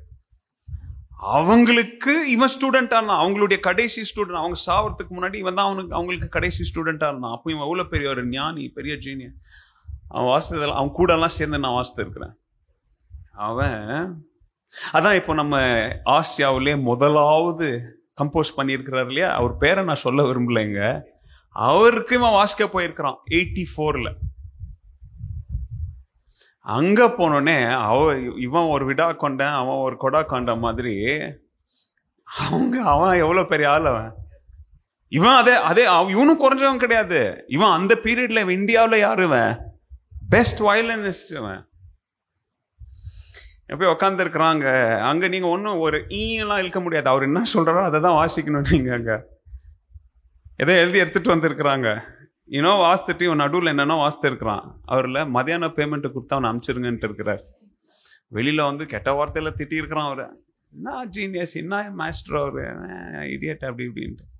நீ இந்தியாவின் சிறந்த வயலினிஸ்டா கூட இரு. நீ உன்னை இயக்குகிறவருடைய விருப்பங்களுக்கு தக்க உன்னுடைய தாளந்துகளும் உன்னுடைய திறமைகளும் அடிபணிந்து போகலன்னா அந்த தாளந்தெல்லாம் குப்பையில எரியப்பட வேண்டிய தாளந்துங்க. இந்த ராத்திரி வேளையில ஆண்டவர் உங்க வாழ்க்கையில என்ன எதிர்பார்க்கிறாரோ அதற்கு அடிபணிஞ்ச ஆண்டவரே, உங்க விருப்பத்தை நான் என்ன செய்யணும்? கட்டி அரவணைக்க ஒரு தாழ்மையுள்ள மனசை தாங்க. அல்லேலூயா. ஜிம் எலியட்டை பத்தி உங்களுக்கு தெரியும். ஜிம் எலியட் இல்லையா? யாரு? இப்ப என்ன பார்க்காதீங்க, அவரை பாருங்க. மிஷனரி இல்லையா? அவருடைய கதையெல்லாம் உங்களுக்கு நான் திருப்பி சொல்ல வேண்டிய அவசியம் இல்லை. எக்வடார் காடுகளுக்கு அமெரிக்கா தேசத்துல வாழ்ந்து நல்ல ஆரோக்கியமா சந்தோஷமா பெரிய ஊழியக்காரா இருந்திருக்கலாம். ஆனா எல்லாத்தையும் என்ன செஞ்சாரு? தூக்கி எறிஞ்சிட்டு. அவர் போறதுக்கு முன்னாடி நிறைய தடவை பாஸ்ட் உங்களுக்கு சொல்லி கொடுத்திருக்கிறாரு. பட் இருந்தாலும் நான் இதை திருப்பி ரிப்பீட் பண்றேன். அவருடைய மரணத்திற்கு முன்னாடி அவர் ஃபேமஸா சொன்ன வார்த்தைகள், He is no fool who gives what he cannot gain, what he cannot keep, to gain which he cannot lose. இது வந்து ரொம்ப ஒரு சிம்பிளான பிரின்சிபல். ஆனா அது எழுதின இங்கிலீஷ் வந்து அவ்வளோ கொஞ்சம் மண்டையை குழப்புற மாதிரி இருக்கும். அதை இப்போ நான் உங்களுக்கு புரியுற மாதிரி சொல்றேன். தன்னால் வைத்திருக்க முடியாததை கொடுத்து இழக்க முடியாததை பெறுகிறவன் முட்டாள் அல்ல. திருப்பி சொல்றேன். அதாவது தன்னால் வைத்திருக்க முடியாததை கொடுத்து இழக்க முடியாததை பெறுகிறவன் யாரு? முட்டாள் அல்ல. அப்படின்னா அதோடைய அர்த்தம் என்ன தெரியுங்களா? you're not foolish if you keep the things that you cannot keep forever, so that you can gain what you can never lose. அது இன்னும் புரியுற வார்த்தையில சொல்றேன். காசு இருக்கு, காசு இருக்கா? பணம், காசு, சொத்து, உங்களுடைய நேரம், உங்களுடைய கம்ஃபர்ட், இதெல்லாம் கடைசி வரைக்கும் உங்களால பிடிச்சி வைக்க முடியுமா? பிடிச்சி வைக்க முடியாது இல்லையா? அதெல்லாம் ஒரு நாள் என்ன செய்யும்? அதெல்லாம் அழிஞ்சிரும். ஆனா அப்படி உங்களால சேர்த்து வைக்க முடியாததை போய் பிடிச்சு வைக்காம அதை தூக்கி எறிஞ்சிருங்க. இழக்க முடியாததை பிடிப்பதற்காக எது? ரட்சிப்பு, ஊழியம், ஆத்தும அறுவடை, ஆண்டவருடைய நற்குணங்கள், குணாதிசயங்கள், ஆவியின் கனிகள், இயேசுவை பின்பற்றுறது, இதை நீங்க பெற்றுக்கொண்டா இதை இழக்கவே முடியாது இல்லையா? இதை பெறுவதற்காக கடைசி வரைக்கும் பிடிச்சு வைக்க முடியாதவைகளை தூக்கி எறிகிறவன் முட்டாள் கிடையாது. அப்படின்னா என்ன அர்த்தம்? என் இளமை, என் விருப்பம், என் ஆசை, என் அமெரிக்க வாழ்க்கை, என் எதிர்காலம், இதெல்லாம் ஒரு நாள் என்னை விட்டு போயிடும். பணம், காசு, படிப்பு, இதெல்லாம் என்ன விட்டு ஒரு நாள் என்ன செய்யும்? போயிடும். கடைசி வரைக்கும் இதை என்னால என்ன செய்ய முடியாது? பிடிச்சு வைக்க முடியாது. ஆனா இதை நான் தூக்கி எறிகிறேன். எதற்காக? காடுகளுக்குள்ள இருக்கிற காட்டு மிராண்டிகள் இயேசுவை ரட்சிப்பதற்காக, இயேசுவை அறிவதற்காக. இவைகளை நான் தூக்கி எறிவதனால நான் யார் கிடையாது? முட்டாள் கிடையாது. அப்படியே இயேசுவுக்கு ஒப்பிட்டு பாருங்க. நம்மை ரட்சிப்பதற்காக சிலுவையின் பாடை அவர் அனுபவிச்சதுனால அவர் முட்டாள் கிடையாதுங்க. அல்லேலூயா. மூணாவது காரியம் சொல்லி நம்ம ஜெபிப்போம். Walking in the power of the Holy Spirit. நம்முடைய சுயத்தை நம்ம சாகணும் அப்படின்னா பரிசுத்த ஆவியானவருடைய நடத்துதல்ல நடக்கணும். மூன்றாவது அழைப்பு, the call to empowerment for daily living. அனுதினமும் பரிசுத்த ஆவியானுடைய பலனால் நடத்தப்படுகிற ஒரு வாழ்க்கைக்கு நேரான ஒரு அழைப்பு. எப்படிப்பட்ட ஒரு வாழ்க்கைக்கு நேரான அழைப்பு? அனுதினமும் பரிசுத்த ஆவியானுடைய பலத்தினால் நடத்தப்படுகிற ஒரு வாழ்க்கைக்கு நேரான ஒரு அழைப்பு. That is point number 3. இதோட நான் நிப்பாட்டுறேன். ரோமர் 8வது அதிகாரம் 13வது வசனம். For if you live by what it dictates. எதை குறிச்சு பேசுறாரு? பாவத்தை குறிச்சு பேசுறார். பாவ வாழ்க்கையை குறிச்சு பேசுறார். உங்களுடைய பழைய வாழ்க்கை பின்னணியை குறிச்சு பேசுறார். அது சொல்ற மாதிரி நீ வாழ்ந்தா, அதாவது உன் மாம்சம் சொல்ற மாதிரி வாழ்ந்தா, உன் இச்சைகள் சொல்ற மாதிரி வாழ்ந்தா, உன் கனவுகள் சொல்ற மாதிரி நீ வாழ்ந்தா செத்துருவ. You will die. But if through the power of the Holy Spirit, ஆனா பரிசுத்த ஆவியானுடைய பலத்தினால உங்களுடைய பாவ சுபாவங்களை நீங்க சாகடித்தால், அதை சாகும்படியா விட்டு கொடுத்தீங்கன்னா என்ன செய்வீங்க? நீங்க பிழைப்பீர்கள். ஹல்லேலூயா. அந்த வசனத்துடைய அர்த்தம் என்ன தெரியுங்களா? நாம வாழ்ற வாழ்க்கையில ஒண்ணுமே கிடையாதுங்க. இந்த வாழ்க்கையில என்ன இருக்கு? ஒன்னத்தையும் கொண்டு போறது இல்ல. எதையும் நம்ம என்ன செய்ய போறது இல்லை, எடுத்துட்டு போறது இல்ல. தங்கத்தை கொண்டு போக முடியாது, காரை கொண்டு போக முடியாது, வீட்டை கொண்டு போக முடியாது, பணத்தை என்ன செய்ய. அப்படின்னா இந்த உலக வாழ்க்கையில் நமக்கு என்ன இல்லை? ஒண்ணுமே இதுல இல்ல. அப்போ இப்படி இருக்கிற அந்த உலகத்துல பிசாசு பாவம் சொல்ற ஆலோசனையின்படி நீங்க நடந்தீங்கன்னா அங்க ஒண்ணுமே இல்ல. அப்ப நீங்க என்ன செய்யணும்னா, விளைக்கணும்னா என்ன செய்யணும்னா, சொல்லுங்க வாயை திறந்து. விளைக்கணும்னா என்ன பண்ணணும் தெரியுங்களா? அந்த மாம்சம் இருக்கு பார்த்தீங்களா? என்ன சொல்லுங்க? வாயத்தன்னு சொல்லுங்க எல்லாரும். மாம்சம் இருக்கு பார்த்தீங்களா? சுய வெறுப்பம் ஒன்று இருக்கு பார்த்தீங்களா? உங்களுடைய மாம்சம் நான் இதை செய்யணும் அப்படின்னு சொல்லுது பார்த்தீங்களா? அதை தூக்கிட்டு போய் அவளுடைய வார்த்தைகளின் படி தூக்கிட்டு போய் என்ன தெரியுமா பண்ணணும்? ஒரு மம்முட்டி எடுத்துட்டு போய் எங்கேயாவது ஒரு இடம் இருந்துச்சுன்னு வச்சுக்காங்க, அங்கே ஒரு 6 அடியில் ஒரு 10 அடி தோண்டி நீங்களே தோண்டணும். அதை அடுத்தவங்கிட்ட கூலி கொடுக்கக்கூடாது. நீங்களே வேர்வை சிந்தி அந்த குழியை தோண்டி உங்கள் மாம்சம் இருக்கு பார்த்தீங்களா, உங்கள் சுயம் இருக்கு பார்த்தீங்களா, உங்களுடைய பழைய வாழ்க்கை இருக்கு பார்த்தீங்களா, அதை கொண்டு போய் 10 அடிக்குள்ளே இறக்கி ஒரு 10 பேரை கூப்பிட்டு போங்க. அவங்க பாட்டு கொட்டெல்லாம் அடிக்கிட்டோம், ஏன்னா எல்லாருக்கும் தெரியட்டும். இப்போ நீங்கள் உங்களுடைய யாருக்கும் புரியல என்ன சொல்கிறாரு அப்படின்னு ஆன்னு பார்த்துட்டு இருக்கிறாங்க.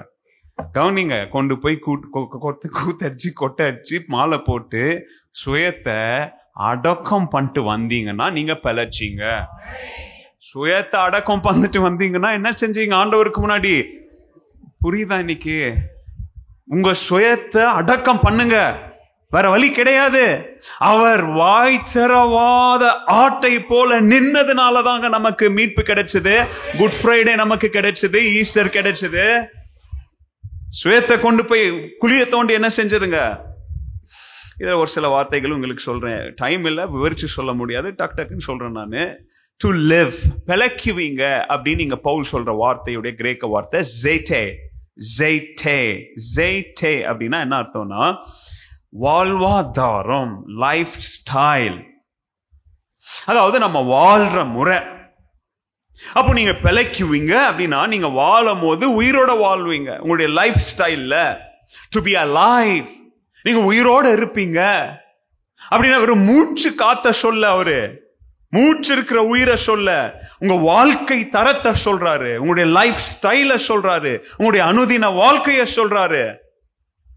சுயத்தை அவன் கொண்டு போய் குழி தோண்டி புதைக்கிறானோ அவன் சும்மா மூச்சு விட்டுக்கிட்டு உயிரோட இருக்க மாட்டான். அவன் வாழ்க்கை ஆரோக்கியமான வாழ்க்கையா இருக்கும், அவனுடைய ஹெல்த்தி லைஃப் ஸ்டைலா இருக்கும். அது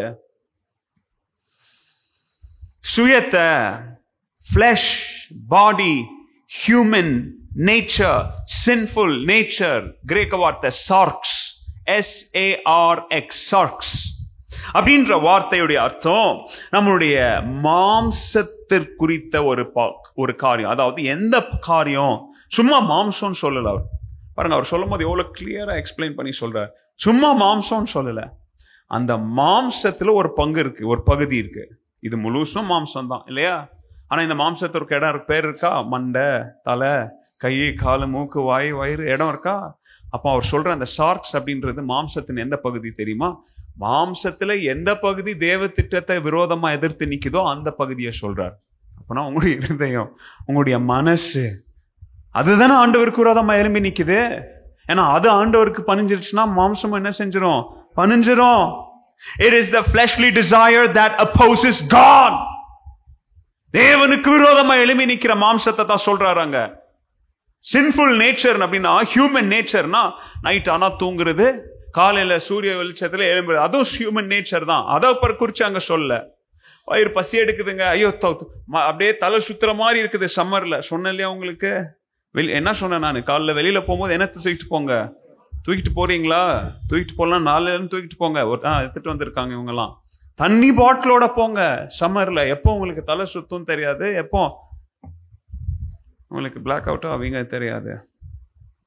அதுவும் ஹியூமன் நேச்சர் தான், அவர் அதை பத்தி சொல்லல. ஆனா அந்த மாம்சத்துல ஒரு பங்கு இருக்கு, ஒரு பகுதி இருக்கு. எந்த பகுதி தெரியுமா? அந்த பகுதி எப்போ பார்த்தாலும் தேவனுக்கு விரோதமா எழும்பி நிற்கும், தேவ திட்டத்துக்கு விரோதமா எழும்பி நிற்கும். தேவனுடைய காரியங்கள், போதனைகள், திட்டங்களுக்கு என்ன செய்யும்? எதிர்த்து நின்று. அந்த வார்த்தை என்ன தெரியுமா? ரிபெல்லியன் எழுதிக்காங்க. ரிபெல்லியன் அதாவது தேவனுக்கு விரோதமா எதிர்த்து நின்று சுயத்தை பிரியப்படுத்தும். தேவனை பிரியப்படுத்தாது, எதை பிரியப்படுத்தும்? மாம்சத்தை பிரியப்படுத்தும். இன்னும் புரியுற வார்த்தையில சொல்றேன். அந்த சாக்ஸ் அப்படின்ற வார்த்தை என்ன தெரியுங்களா? அது சொல்லும், தேவன் இல்லைன்னா கூட பரவாயில்ல, நான் என்ன செஞ்சிருவேன்? பழச்சிக்குவேன். அதை சொல்லுவாங்க. என்னன்னு சொல்லுவாங்க தெரியுமா? அவன் தன்னுடைய சொந்த காலில் நிக்கிறான் அப்படின்னு சொல்றதுக்கு இங்கிலீஷ்ல ஒரு வார்த்தை சொல்லுவாங்க. என்ன சொல்லுங்க? அதுக்கு என்ன வார்த்தை சொல்லுவாங்க சொல்லுங்க? இப்ப அவங்க எங்க கூட இல்லைங்க, அவங்க தனியா இண்டிபெண்டன்ட். யாரோ சொன்னாங்க. உங்களுடைய ஷார்ட்ஸ் என்ன தெரியுமா? எனக்கு தேவன் வேண்டாம், நான் இண்டிபெண்டா என்ன செஞ்சுக்குவேன்? வாழ்ந்துக்குவேன். நான் இண்டிபெண்டா. என்னது? இண்டிபெண்டா. அதான் அந்த வார்த்தை சொல்லுது, பரிசுத்த ஆவியானுடைய பலத்தினா. அப்படின்னா என்ன அர்த்தம் தெரியுமா?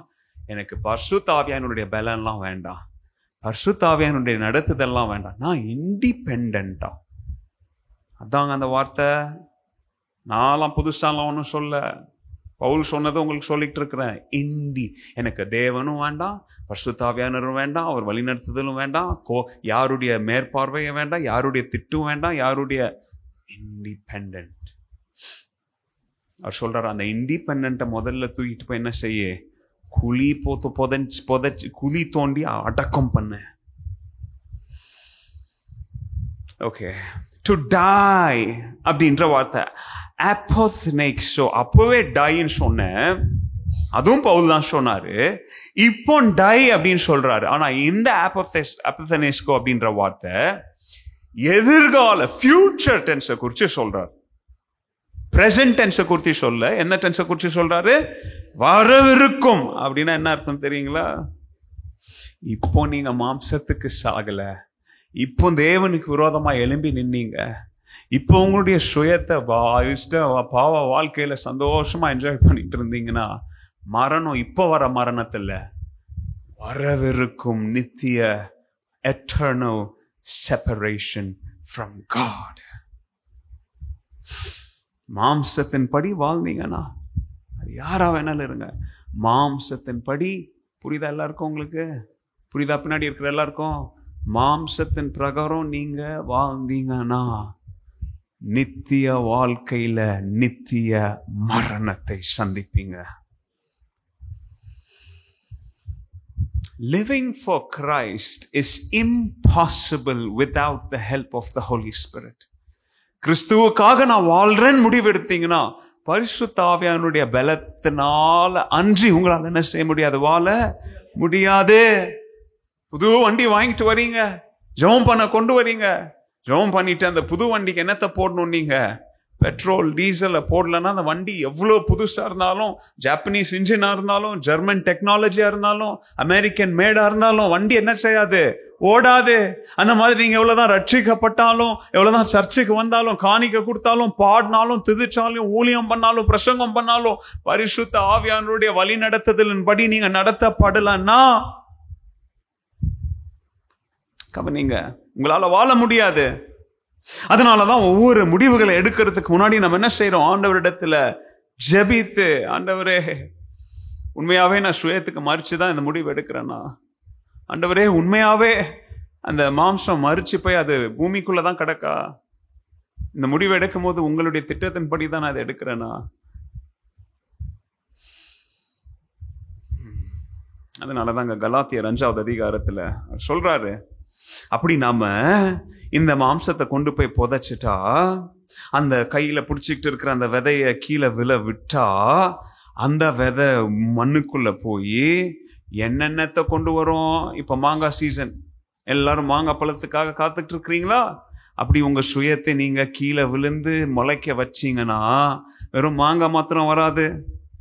கலாத்தியர் 5 படி உங்க மரத்துல அன்பு வரும், உங்க மரத்துல சந்தோஷம் வரும், உங்க மரத்துல சமாதானம் வரும், உங்க மரத்துல நீடிய பொறுமை வரும், நிச்சய இச்சை அடக்கம் வரும், குட்னஸ் வரும், விசுவாசம் வரும், செல்ஃப் கண்ட்ரோல் எல்லாம் வரும்.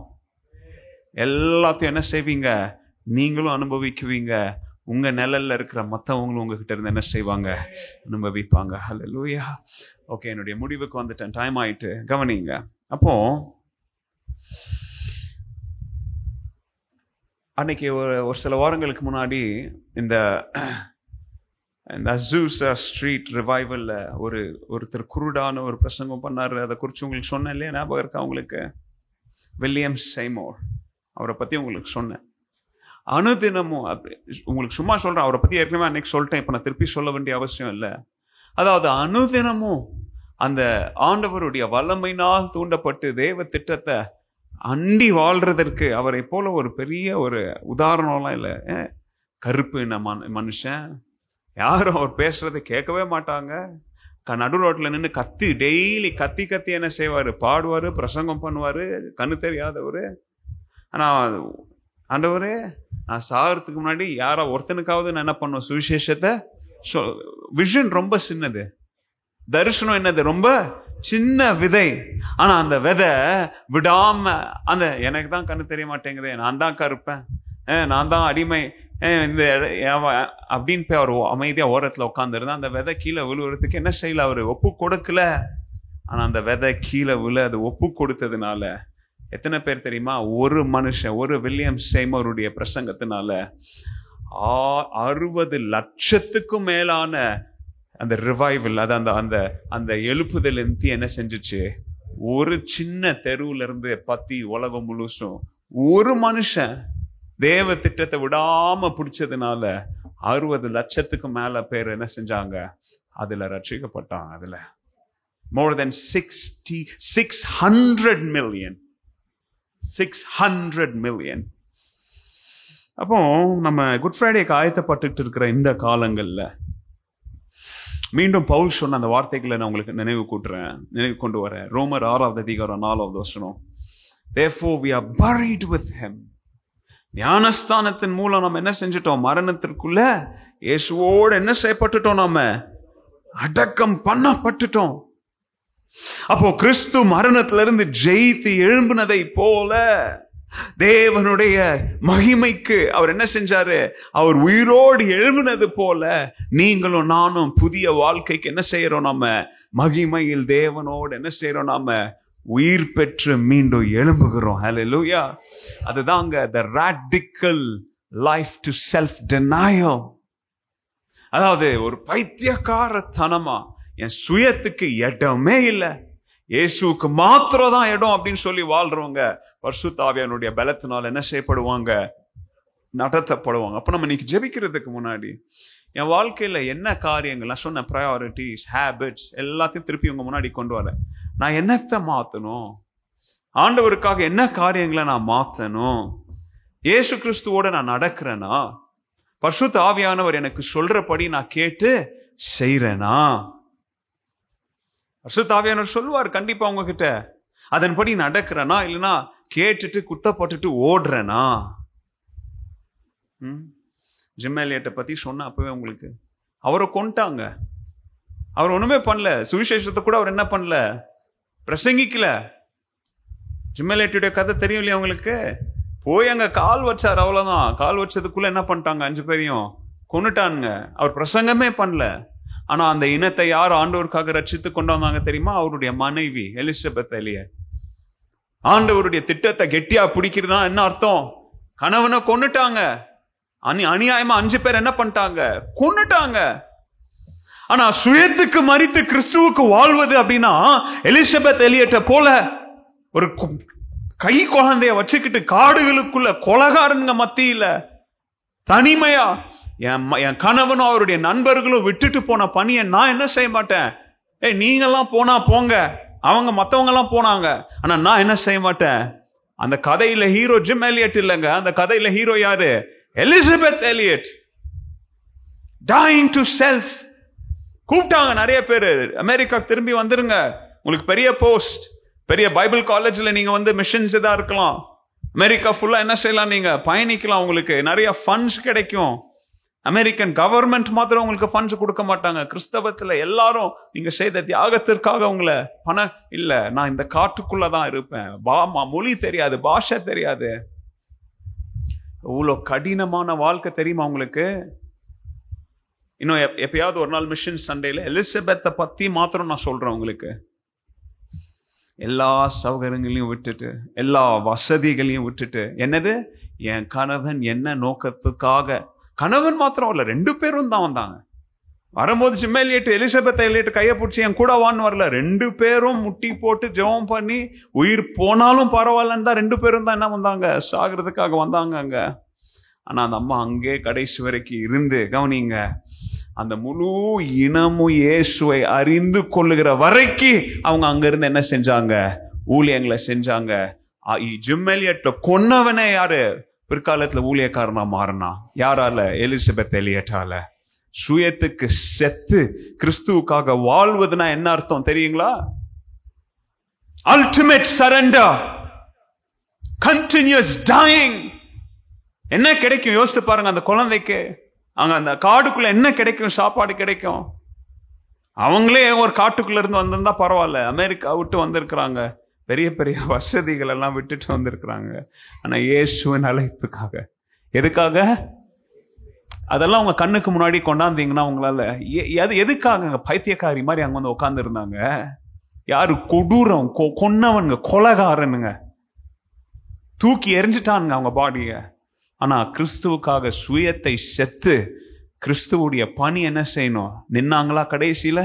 இன்னைக்கு அந்த ஆக்கா இந்தியன்ஸ் மத்தியில காட்டு முறாண்டிங்க இன்னைக்கு இயேசுவை பற்றி, இயேசுவை அறிந்து அவங்க இயேசுவின் பிள்ளைகளா வாழ்றாங்களா? அதுதான் சுயத்துக்கு மரித்து கிறிஸ்துவுக்காக வாழ்வதுன்னு அர்த்தம். ஹல்லேலூயா. அப்போ இந்த குட் ஃப்ரைடேக்கு நம்ம ஆயத்தப்படும் பொழுது, ஆண்டவரே எனக்குள்ள எதுவுமே இருக்கக்கூடாது, எனக்குள்ள எதுவுமே இருக்கக்கூடாது. எல்லாத்தையும் நான் சாக அனுமதிக்கிறேன். எல்லாத்தையும், எந்த விருப்பம், ஆசைகள், nothing in me, Lord. என் வேலை, என் தொழில், என் பிசினஸ், என் பிள்ளைங்க, நேசிங்க பிள்ளைங்களா. ஆனா இயேசுக்காக என்ன செய்யணும்? விடணும்னா விடவே. என் இருதயத்துல நிறைஞ்சிருக்க வேண்டியது நீங்க மாத்திரம் தான் ஆண்டவரே. என் சுயம், என் மனைவி, கணவன் கூட என் சுயம் தான். எல்லாத்திற்கும் சேர்த்து கிறிஸ்துவுக்காக வாழக்கூடிய, இன்னும் 2 வாரத்துல நம்ம பார்ப்போம், சிலுவையில நமக்காக எல்லாத்தையும் இழந்து அவர் தனி மரமா தொங்குனார் பார்த்தீங்களா? உமக்காக நான் என்ன செய்ய முடியும் ஆண்டவரே? What can I do for you? Ask that question. ஆண்டவரே, இந்த ராத்திரி வேளையில என்னால என்ன செய்ய முடியும் ஆண்டவரே? என்ன செய்ய முடியும்? பெரிய பெரிய மிஷனரிகள் உங்க கண்ணுக்கு முன்னாடி கொண்டாங்க. அதுக்கு தான் சொன்னேன், இந்த கமிங் சண்டே செகண்ட் சர்வீஸ்க்கு வாங்க. நீங்க எல்லாரும் உங்க கண்ணுக்குள்ள தண்ணி வரலன்னா பாருங்க. கிறிஸ்துவுக்காக நான் என்ன செய்ய முடியும் ஆண்டவரே? என்ன நீங்க பீகாருக்கோ அல்லது ஆப்பிரிக்காவுக்கோ வாழலாம் நான் கூப்பிடல. சுயத்துக்கு தானே சாக சொல்றீங்க. சுயத்துக்கு நான் இந்த ராத்திரியில என்ன பண்ணிடுறேன்? செத்துடுறேன் ஆண்டவரே. மாம்சீக எண்ணங்கள், மாம்சீக குணாதிசயங்கள் எல்லாத்தையும் செத்து சாக அடிச்சு இந்த ஜெபத்துல நானே அதை கழுத்தை நெரிச்சு என் மாம்சத்தை விட்டு வெளியில போ அப்படின்னு சொல்லி குழிய தோண்டி புதைச்சிட்டு கிறிஸ்துவுக்காக வாழ்வது ஆதாயம்னு சொல்லிட்டு நான் இங்க இருந்து போவேன்றவங்க எத்தனை பேர் இருக்கிறீங்க? கண்களை மூடி ஒப்பு கொடுத்து ஜெபித்து இங்க இருந்து கடந்து செல்வோம். கர்த்தர் நம்மை ஆசீர்வதிப்பார்.